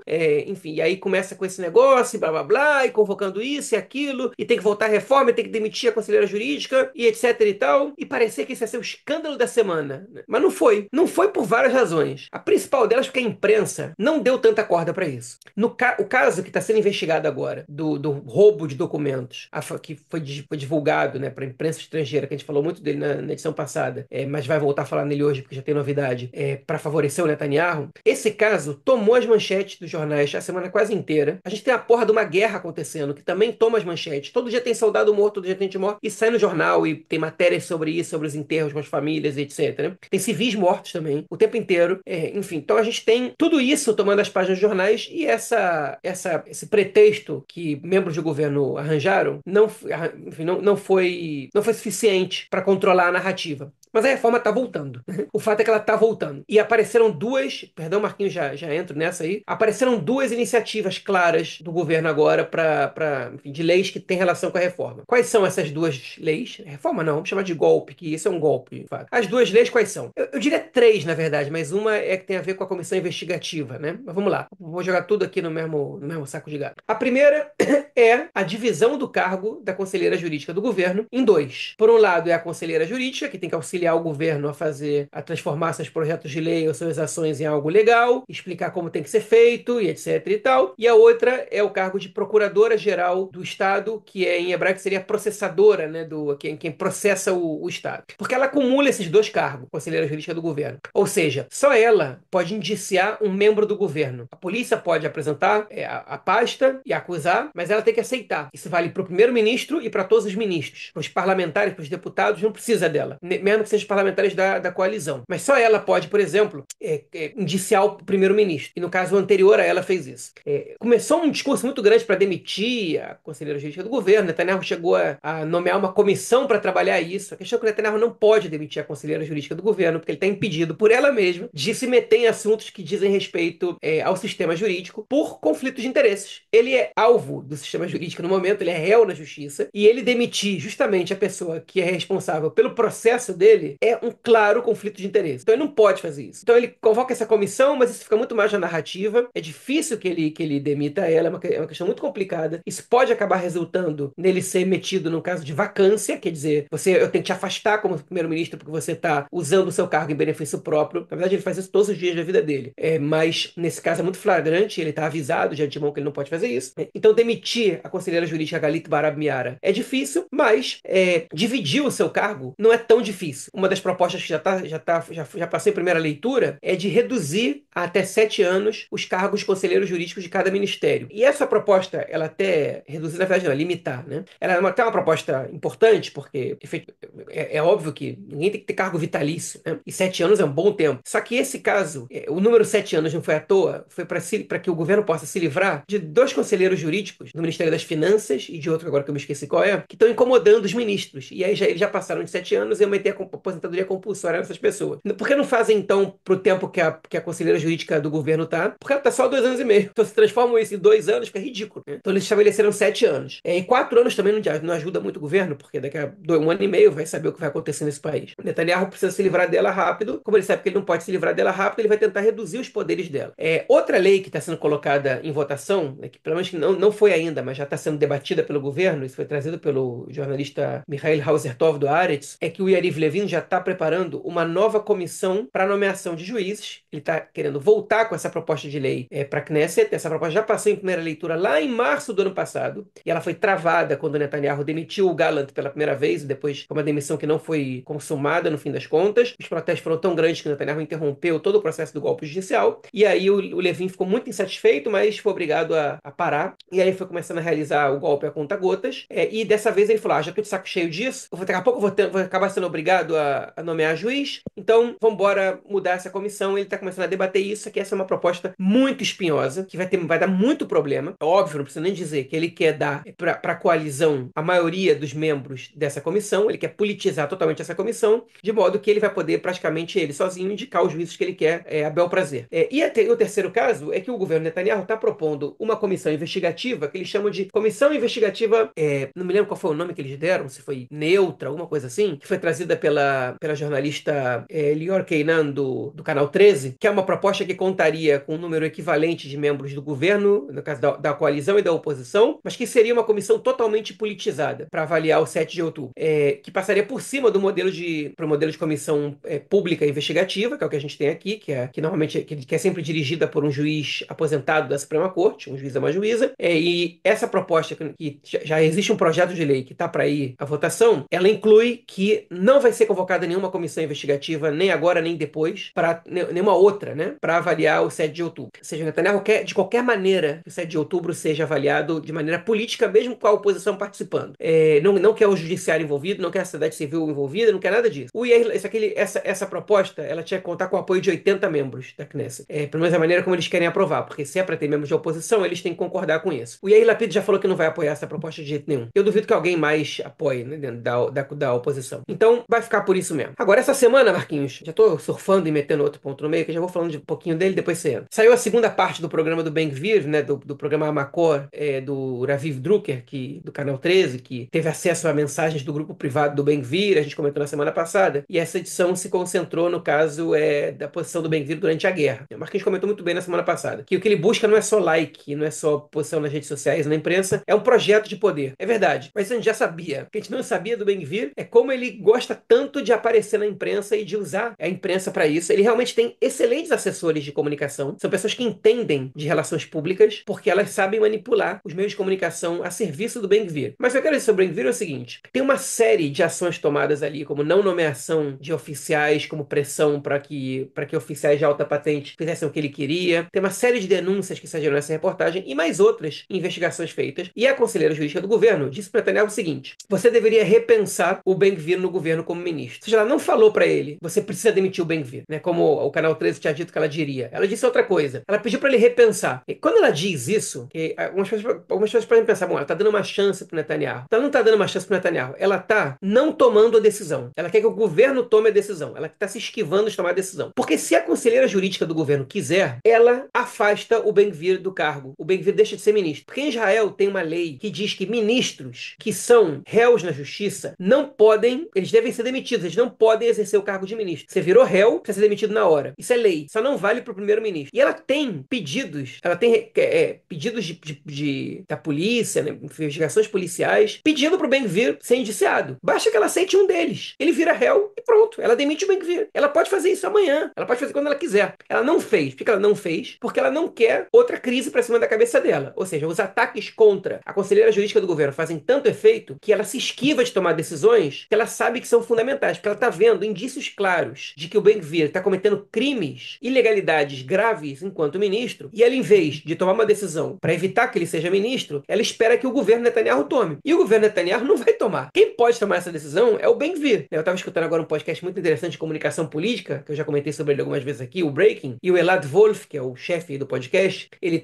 é um cara que trabalha com campanhas políticas, a especialidade dele, ele estava dizendo o seguinte, enfim, ele também coordena estratégia política, né, para candidatos e para políticos eleitos. Ele tem uma empresa que faz isso. Ele estava dizendo isso, que ele está vendo o Ben-Gvir mais próximo de sair do governo do que nunca. Porque depois que o Gideon Sar entrou, a pressão que ele pode fazer no governo, ou você faz isso ou eu saio, ela perdeu muita força. Ele já não pode ameaçar o Netanyahu, porque o Netanyahu vai ter governo mesmo sem ele. O Ben-Gvir gosta de ser oposição. E o governo Netanyahu cheira a fracasso. E agora, nesse momento, o Ben-Gvir está perdendo cadeiras para o Netanyahu. E ele fazer oposição de dentro do governo é uma oposição menos eficiente, fazer uma oposição de fora do governo. Então ele pode dizer, olha, essa saída do Líbano foi uma vergonha, vocês não acabaram com o Hezbollah, se renderam e fizeram isso e aquilo, em Gaza vocês não vão até o final, e não constrói colônia, e não faz isso, não faz aquilo, e eu vou embora desse negócio. Ele acha que está se aproximando do dia que o Ben-Gvir vai sair do governo. E se o Ben-Gvir sair do governo, a gente vai ter um governo com 62, uma coalizão com 62 cadeiras. E aí é mais fácil derrubar o governo do que nunca foi até agora. Se essa impressão dele está correta ou não, a gente vai ver daqui a pouco. Mas talvez a conselheira jurídica do governo já esteja percebendo isso, esteja jogando a pressão para cima do Netanyahu, porque ela já sabe que ela não precisa tomar essa decisão. Eu não sei. Mas no fim das contas ela acaba se esquivando e a pressão sobre ela, de alguma maneira ou de outra, acaba fazendo efeito. Eu acho que uma questão muito importante que desse tudo aí que você comentou, né, justamente essa questão do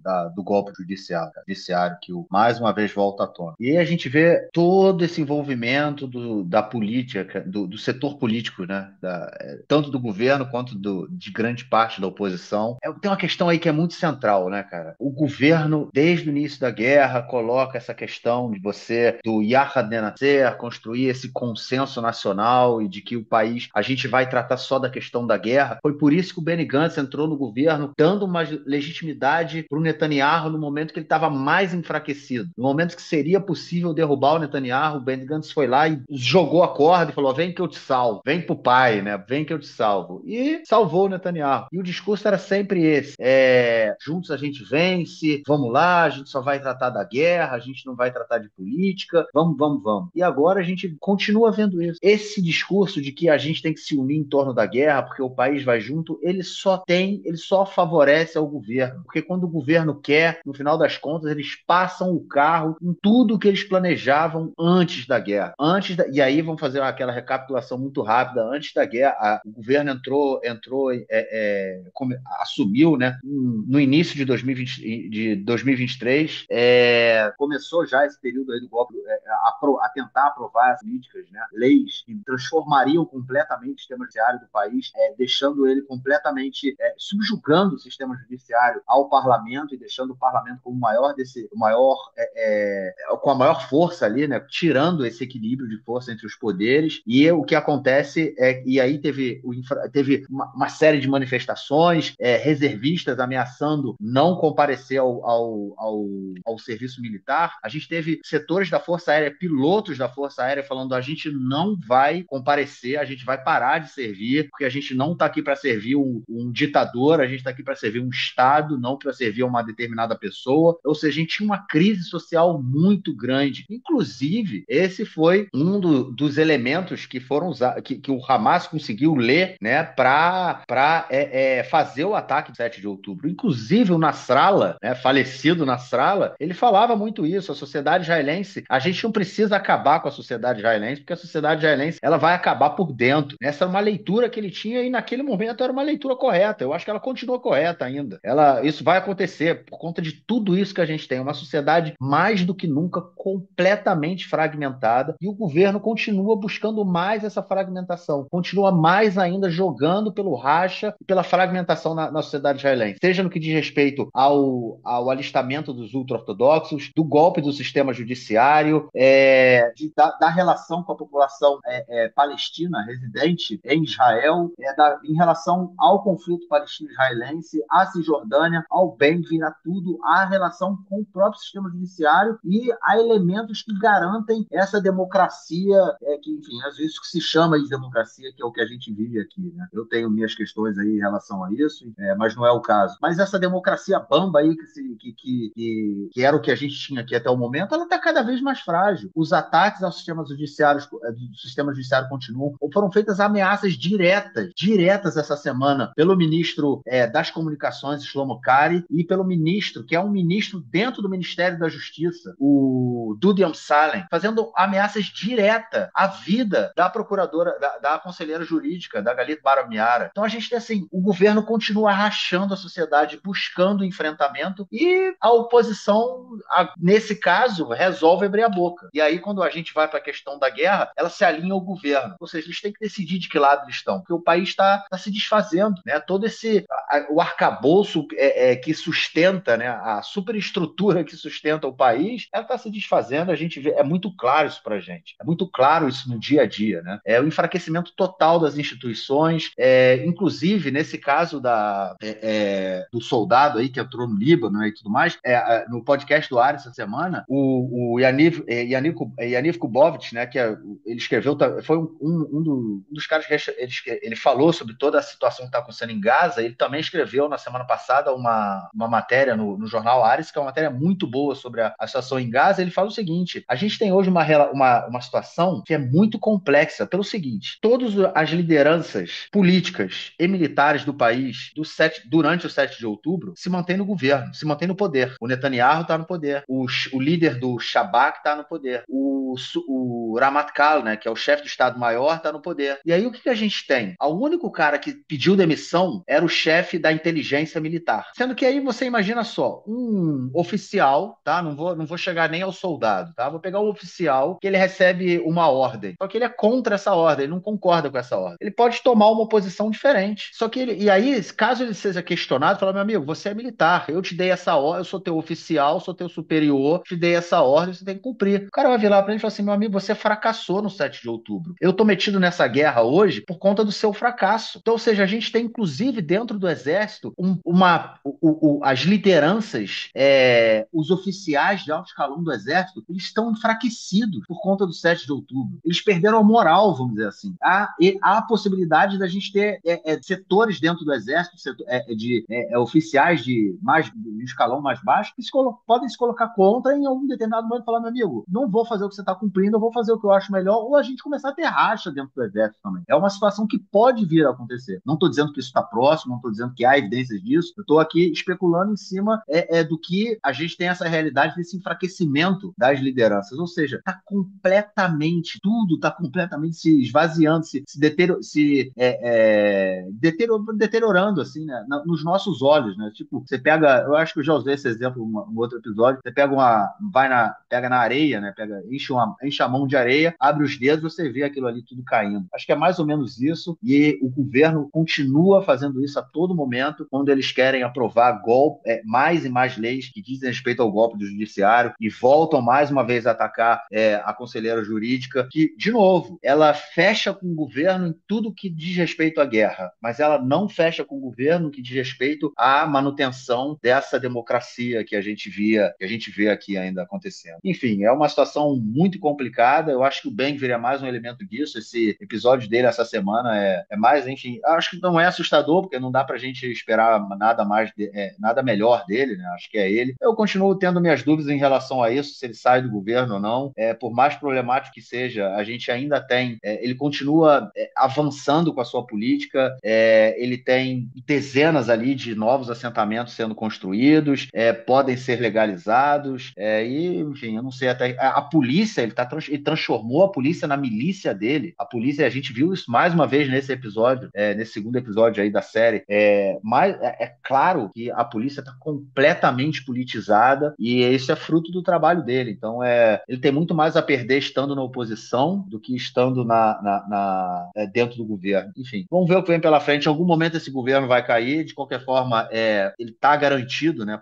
Não há nenhum elemento externo que possa derrubar o governo. O único elemento externo que poderia derrubar seria o orçamento, e aparentemente esse orçamento vai ser aprovado. Então, só crises políticas internas podem derrubar o governo. Não acredito que a oposição seja capaz de gerar nenhuma crise interna, né? Até porque a oposição não foi nem capaz de segurar o Guidon Sarr na oposição. Ele entrou para o governo, deixou o governo aí com mais cadeiras ainda. Então, vamos ver o que vem pela frente. É isso, João, vamos para a próxima. Vou continuar falando do Netanyahu. Netanyahu, na semana passada, ele já vem tentando postergar, né, o seu depoimento aí nos casos de corrupção em que ele é julgado. Seus advogados alegaram que ele não poderia comparecer à corte, né, por conta da guerra, que não tinha se preparado por conta da guerra, para além disso, os inimigos de Israel saberiam onde o primeiro-ministro estaria durante pelo menos 3 dias por semana, já que ele teria que ir ao tribunal 3 dias por semana.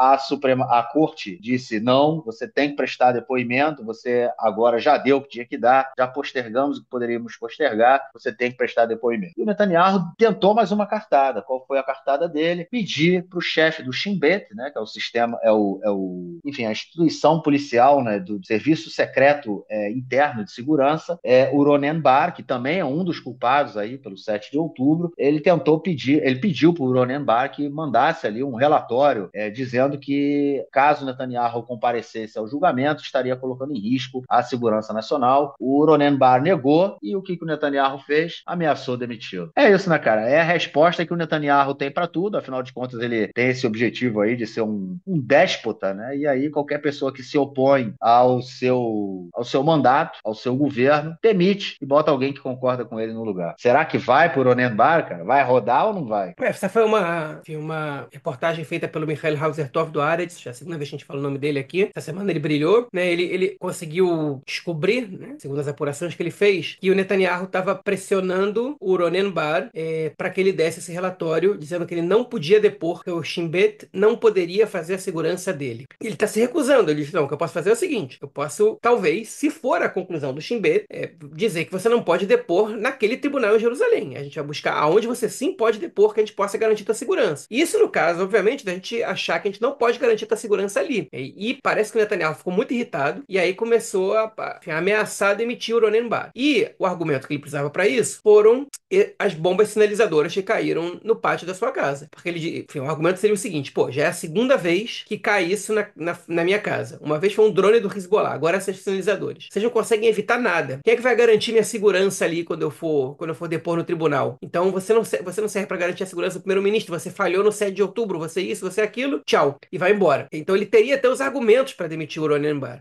E agora, a questão é que o Ronen Bar, ele até poderia ser demitido, acho que ele nem deveria, nenhum desses caras devia estar sendo, né, o Michael Rosenthal falou isso no podcast do Haaretz também. Você tratar o Ronen Bar ou o Yoav Gallant como heróis da pátria, né, é uma coisa ridícula, porque eles são culpados por toda essa porcaria que está acontecendo agora, né? E eu ainda acrescento dos dois lados, ele estava se infelindo ao lado israelense, principalmente. Eles falharam no 7 de outubro e eles são responsáveis por essa porcaria em Gaza. Agora, eles acabam virando heróis aí nesse momento, as pessoas acabam sendo nas ruas por eles, porque as razões pelas quais eles são mandados embora são as mesmas que geraram a fragilidade do país pro ataque do 7 de outubro. Então, eles são um sintoma, né? As demissões deles são um sintoma de como o Netanyahu é perigoso pro país. E o Netanyahu, é mais um exemplo, né? Caso esteja correta essa apuração do Michael Hauser-Tov, é o fato de que o Netanyahu age em interesse próprio. Ele quer que o líder do Shin Bet atue em seu benefício, não em benefício do Estado. E o cara tá se recusando. Ele falou, não, cara, eu não vou fazer o relatório que você tá me pedindo. Eu vou fazer o relatório que eu tenho que fazer. Eu até acho que ele pode pedir o adiamento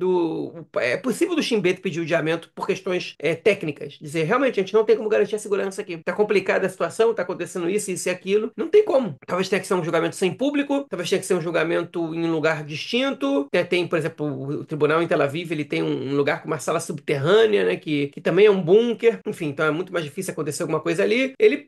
O papel dele é buscar soluções. Não as soluções para o Netanyahu, as soluções para ele. Agora, outra vez, este é no dia 21 de novembro. O julgamento do Netanyahu vai ser no dia 2 de dezembro. Salvo começar uma super guerra com o Irã, uma situação bizarra, ou realmente o Shin Bet não declarar que o Netanyahu não pode depor, é praticamente impossível que ele consiga adiar o depoimento dele. Isso está muito perto, está quase acontecendo, está logo ali. E vários pedidos de adiamento já foram feitos ao tribunal e o tribunal negou. Então, por isso que o Netanyahu correu para essa última alternativa dele, que é um relatório de segurança que diz: nós não podemos garantir a segurança do evento. Aí a justiça ela é obrigada a acatar. Na verdade, obrigada eles não são, né? Mas eles seriam loucos se não acatassem. E quando essa notícia vem à tona, até um relatório desse perderia força.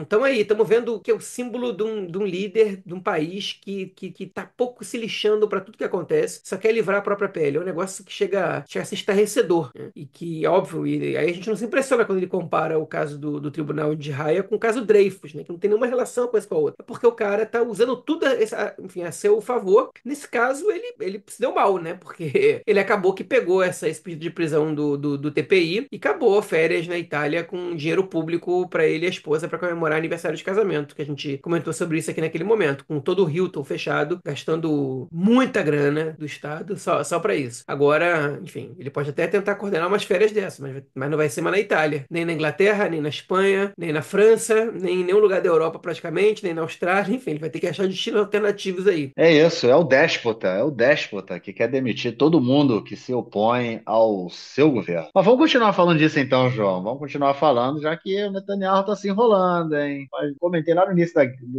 no bloco que a gente falou, né, da guerra, e acho que foi no primeiro bloco, não me lembro mais em que bloco foco. Enfim, a gente eu comentei que ele já estava sendo acusado aí dos casos de corrupção e agora crimes aí contra a humanidade e a coisa vai enrolando para ele também em outros casos, e é o caso do roubo e vazamentos de documentos secretos. A gente vem comentando isso aí já há alguns episódios. Assessores ou pessoas ligadas direto ao seu gabinete roubaram documentos e publicaram na mídia documentos de militares, inclusive, né, referentes à guerra, e publicaram na mídia internacional, já que esses documentos não poderiam ser publicados na mídia aqui dentro de Israel por conta da censura militar. E quanto mais essas pessoas aí que estão sendo investigadas abrem a boca, mais aparece e fica evidente o envolvimento do Netanyahu. O chefe estaria envolvido e teria aprovado, inclusive, que esses documentos fossem divulgados no exterior. Mais um caso, João, mais um caso do déspota que faz de tudo para ficar no governo. Ele fez aí essa questão dos casos desses documentos vazados, tinham como objetivo manipular a opinião pública no que diz respeito ao cessar-fogo e a troca e ao retorno, né, dos reféns, e troca aí por prisioneiros palestinos. Só que quanto mais, como eu falei, quanto mais se cava, mais próximo do Netanyahu se chega. Exatamente, Marquinhos. É exatamente isso que trazem as informações que a gente recebeu essa semana, né? E esse é o escândalo que está tomando as páginas dos jornais no país. Enfim, a gente comentou sobre o Eli Federstein, que era um porta-voz do gabinete do Netanyahu, um cara que tinha vindo, inclusive, do gabinete do Ben-Gvir, ele é um militar, na verdade, a serviço do governo, né? Ele aparece, inclusive, nesse último episódio, ele aparece andando do lado do Ben-Gvir, inclusive mandando Verdade. mensagem pro Ben-Gvir no grupo de WhatsApp. É verdade, aparece uma vez É. lá, né, nesse programa do Amacor, do Raviv Drucker, sobre o qual a gente comentou antes. E ele é um cara que ele é do exército, né, ele é um oficial do exército, e que o exército cede determinados oficiais para que sirvam a políticos. Tem vários, isso não é um caso incomum. E até aí tudo bem. A questão é que ele fez coisas que não estavam tudo bem, né? Que ele roubou documentos secretos para agradar o Netanyahu e deu para a imprensa estrangeira, uma vez que esses documentos eram considerados proibidos de serem divulgados porque eles por questões de interesse de segurança nacional. E o que a gente viu essa semana foi o seguinte: um outro assessor do Netanyahu, o Jonathan Orlich, ele era como se fosse o chefe mais próximo do Eli Federstein. E o Eli Federstein escreveu para ele uma coisa assim: eu tenho aqui um material louco para te dar, você não vai acreditar. Falei assim: precisa isso agora, você não tem noção de como isso é insano. E aí o cara falou: ok, segura um pouco aí, não me liga, tudo que você tiver, você guarda, a gente vai ver. Aí ele falou: você não tá entendendo, isso aí vale US$ 1 milhão. E aí o negócio chega até o Netanyahu, aparentemente o negócio chega até o Netanyahu, depois ele vai pro jornal Bild da Alemanha, e a resposta do Jonathan Orlich é mais ou menos assim: bom trabalho, o chefe tá muito feliz com você, né? E uma coisa assim, eu não lembro exatamente qual foram as palavras, mas foi uma coisa no gênero. Então, o Netanyahu tá sabendo do trabalho do Eli Federstein, ele tá sabendo o que ele fez. No mínimo, o Netanyahu tá sabendo, e mentiu, porque ele disse que não sabia de nada. Se essas mensagens forem verdadeiras, cabe agora à polícia, aos peritos da polícia averiguarem isso, e esses caras vão ser interrogados. Então, assim, ou o Netanyahu ele estava coordenando isso, ou ele estava sabendo disso, né? E que ele está sabendo que isso estava sendo feito para seu benefício. Nas duas situações, ele está cometendo ações ilegais. Na primeira, ele é chefe de uma quadrilha que está cometendo ações criminosas e prejudicando a segurança nacional. Ele pode ser indiciado, inclusive, por traição à pátria. Na segunda, ele está se beneficiando, ele está sendo cúmplice disso, que também afeta a segurança nacional. Nos dois casos, é uma situação absurda. Então, se isso se comprova, o Netanyahu está metido nisso, desse jeito, e cada vez a gente está mais próximo disso. Daqui a pouco o que vai acontecer quando esses caras começarem a assinar a delação premiada e abrirem a boca, né? É muito provável que isso comece a acontecer, caso eles estejam muito pressionados. E diga-se de passagem, o Eli Federstein, se não me engano, a pena que a polícia pediu para ele é de prisão perpétua. Ele já foi indiciado e ele já virou réu. Foi muito rápido isso. Então ele já vai ser julgado. Daqui a pouco os advogados dele vão começar a querer fazer acordo. E aí a situação vai ser destruidora para o Netanyahu, caso ele realmente esteja metido nisso aí. E se ele não está metido nisso aí, e tá todo mundo do gabinete dele fazendo isso, ele não sabe que tipo de líder a gente tem, né? Que as pessoas estão conspirando por trás dele, enfim, para que ele faça coisas. Ele não sabe de nada. e pessoas muito próximas dele, pessoas nomeadas por ele ali, né? Enfim, não estamos falando de um cara distante, estamos falando de pessoas do gabinete dele. É uma situação muito complicada. Assim, ele, no mínimo, inspira as pessoas que façam isso, né? É uma situação muito bizarra, que, obviamente, ele tem que pagar um preço por isso. Agora, se ele não sabe de nada, é óbvio que que ele realmente não sabia de nada, é óbvio que ele não pode ser condenado na justiça por isso. Mas a gente pode fazer uma avaliação sobre ele, né? Então, não é à toa que isso tomou as páginas dos jornais. O que tomou as páginas do Haaretz também foi um outro escândalo menor envolvendo o ministro da Defesa, ex-ministro da Defesa, Yoav Gallant. É porque ele, olha só que coisa engraçada, a gente não pode defender essas pessoas, tá vendo? Ainda bem que a gente aqui não faz isso. O Gallant convocou o seu advogado privado, que é o mesmo advogado que defende o Gallant num caso no qual ele é acusado de se apropriar de terrenos expropriados pelo exército para expandir o terreno da sua casa, quando ele era general, e por isso ele não foi chefe das Forças Armadas, porque esse escândalo veio à tona quando ele foi pré-nomeado, e aí retiraram a pré-nomeação, e aí quem entrou no lugar dele foi o Benny Gantz, quando virou chefe do Estado-Maior das Forças Armadas. O mesmo advogado privado do Gallant, ele convocou como reservista para o exército. E esse cara, ele dava assessoria jurídica para o Gallant. Ele estava lá participando das reuniões de gabinete, entrava nos lugares, ele nunca foi sozinho, nunca foi sem o Gallant, segundo as informações, mas onde o Gallant estava, ele estava.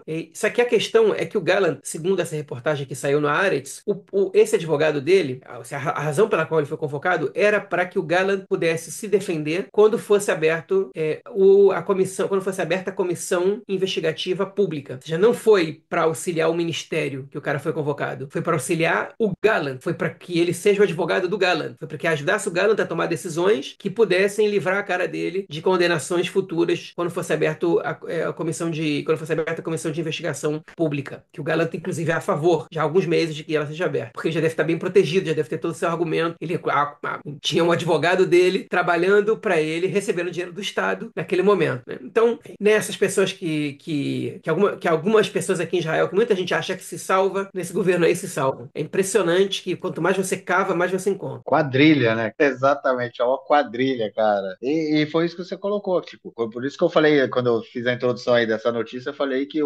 falando do chefe, né? Porque nas trocas de mensagens lá entre as pessoas que estão sendo indiciadas, eles falam, o chefe, temos que falar com o chefe vai gostar enfim, de estar por dentro da situação. E é isso. Vai dizer que não sabia, ou vai dizer que ele não é o chefe, né, cara? Se ele não é o chefe, quem é o chefe? Enfim. E só para terminar, exatamente, o cara foi indiciado por prisão perpétua. Prisão perpétua. Aí eu vi uma jornalista, cara, a Ayala Hasson. Cara, mas só pra gente ver o nível da rapaziada do jornalismo, né? Jornalista, na verdade, foi bondade da sua parte. Foi bondade da minha parte, pois o que ela fez? Ela falou, ela começou a fazer. Tá todo mundo achando um escândalo o cara ser indiciado a ser indiciado e ser pedido aí a prisão perpétua dele. Por traição, né? E aí ela fala, porra, o cara tá sendo indiciado, tá sendo pedido a prisão perpétua dele por um documento que foi permitido, a publicação dele foi permitida, que não havia censura. Porra, mentira, né? Porque o documento primeiramente, ele foi apresentado no exterior, na Alemanha, no jornal Bild, e depois que a parada vazou e o mundo inteiro leu, a censura falou, dá beleza, publica, né? Não tem mais o que fazer, o negócio já tá vazado mesmo, todo mundo já tinha acesso. Ou seja, olha só a manipulação que tá fazendo, cara. Ela simplesmente ignora o fato dos caras terem roubado o documento, terem publicado o documento ilegalmente no exterior. Fala, não havia censura. Óbvio que havia censura. Óbvio que aquele documento não poderia ter sido publicado aqui, e por isso que ele foi publicado no exterior. E vai manipulando só para defender o déspota. A galera quer defender o déspota. É isso aí. Bom, vamos então para o nosso próximo bloco, para a dica cultural desta semana. Bom, gente, como já é tradição, no início desse bloco, nomeamos nossas queridas e queridos ouvintes que podem e estão colaborando com o nosso projeto. Para quem pode, quer e ainda não o faz e mora no Brasil, pode contribuir pela plataforma Apoia-se e quem mora no exterior, contribui pela plataforma Patreon. Os links se encontram na descrição do episódio. Vamos então ao nome das nossas queridas e queridos ouvintes. A. Rezende, Abel Souto, Alcides Manzoni, Ale Edelstein, Alex Gruppermacher, Alex Zeiler, Alexandre Himmelstein, Alan Tabakov, André Mermelstein, Angela Goldstein, Arthur Benchimol, Asher Kipperstock, Bernardo Chigres, Bernardo Mascarenhas, Carlos Besso, Carlos Grum, Clarice, Cláudio Dailac, Cláudio Solono, Daniel Feldman, Daniel Schor, Daniel Spector, Daniela Rosenbaum, Daniele Salgado de Oliveira, Dani Abensur, David Koifman, Débora Blanc, Débora Rosenfeld, Débora Segal, Eduardo Feingold, Eliane Cooperman, Eliane Pschol, Eveline Alperovitch, Fabiana Vanderlan, Fábio Belegard, Fábio Gleiser, Fábio Lúcio, Felipe Yachimov, Fernanda Carme, Fernando Gainer, Flávio Rabinovich, Gabriel Heffel, Giovanni Orso, Júlia Tucci, Juliana Mordente, Glenda Rubenstein, Gustavo Frota Pereira, Guta Tomauskin, Guto Pereira Nunes, Helena Latermacher, Henry Gandelman, Ida Sandes, Igor Sender, Ilana Stein, Isaac Guanais, José Orenstein, Júlia Rios, Leonardo Bueno, Leonardo Stuhl, Liana Fonseca, Liana Starobinas, Liz Unikovski, Luana Lima, Luciana Maslum, Luiz Benoliel, Luiz Lederman, Marcela Bronstein, Marcelo Schilvarker, Marcos Sarue, Marcos Gandelsman, Marcos Paulo Januário de Souza, Margarida Lacombe, Mariana Fison, Maurício Landi, Mayra Weinstock, Michele Schuckmann, Miguel Fausto, Mila Chazeliov, Mônica Fagundes Klein Guneviek, Muriel Correia, Noah Vago, Padu de Almeida, Patrícia Tomauskin, Felipe Zucker, Rafael Fleischmann, Rafael Stern, Rafaela Barcai, Raquel Penariol, Renato Ackermann, Renato Bejinski, Richard Sirrel, Roberto Dias Pereira, Roberto May, Roberto Tonani, Rosa Harsheim, Rubens Kohn, Sérgio Goldbaum, Sidney Weissmann, Silvia May, Susana Saul, Thaís Scheinberg, Yael Kat, Yael Reinstein, Yuri Jacob Lumer, Fabiana Rufato, Maria Pilar, Daniel Weinfeld, Isadora Chamis, Maria Neustein, Rafael Boquerri, Daniele Moramei, Felipe Volokita, Maria Célia Moscati, Guy Levi, Mário Ruman, Ricardo Stern, José Jardim, Mariana Sampaio, David Bessler, Iago Oliveira, Sharon Feldman. É isso, gente. Como eu falei, para quem pode e quer colaborar e ainda não faz, os links para as nossas plataformas de financiamento coletivo estão na descrição do episódio. Bom, gente, eu vou fugir um pouco de questão de conflito, política, aquelas coisas todas. Vou indicar um filme israelense que está no Netflix, inclusive. É um filme bem bonitinho, assim, chamado Afula Express, que é a história de um casal que vivia na cidade de Afula, que fica no norte de Israel, periferia do país, e eles se mudam para Tel Aviv. O cara do casal, né? Ele queria tentar a carreira de mágico, e enfim, as coisas não vou dar spoiler, mas as coisas se desenvolvem, e, enfim, é um filme bem, bem bonitinho, assim, um filme bem legal, produção israelense, foge dessa questão do conflito, porque é importante também fugir da questão do conflito, né? A gente acaba muitas vezes só falando disso como se a vida em Israel fosse somente isso. Acredito, e enfim, não foi por isso que o país foi criado, né? O país foi criado justamente para que a gente falasse de coisas para além do conflito. É isso, João. De acordo com a nossa pauta, ficamos por aqui, cara. Algo mais a declarar? Não, pessoal, só duas coisinhas pequenininhas antes de terminar. Primeira, apoiem o nosso projeto aí, por favor. Vocês que ajudam a gente a manter isso aqui de pé. Então, o Marquinhos já deu aí todas as diretrizes para como apoiar, mas faço as palavras de reforço aqui. E a segunda coisa que eu queria comentar rapidinho aqui é que a gente tinha preparado um bloco para discutir os conceitos. Eu falei isso em outro momento. E não rolou nesse podcast, mas vai ficar pro próximo. A menos que essa semana apareça uma bomba que nem na semana passada, aí a gente vai ter que deixar pro outro. Mas a gente não vai fugir disso, não. A gente vai falar. Beleza? A gente recebeu muitos comentários sobre a terminologia, sobre isso e aquilo, alguns questionamentos, alguns feitos de maneira muito camarada e educada e críticas construtivas, outros nem tanto. Mas enfim, a gente não tá nem aí para as agressões, a gente fica mais feliz com as coisas boas do que triste com as coisas ruins. Até porque já tem muita coisa ruim acontecendo para dar importância para coisas ruins desse nível aí. Então é Enfim, isso, pessoal. João, Um abraço. enfim, João. Enfim, João. Abraço e até a próxima. Foi piada interna, gente. Foi piada interna. É isso. Então a gente. Está cansado, galera. Está cansado. Gravando de noite de novo. Tá difícil. Meia-noite e cinco agora.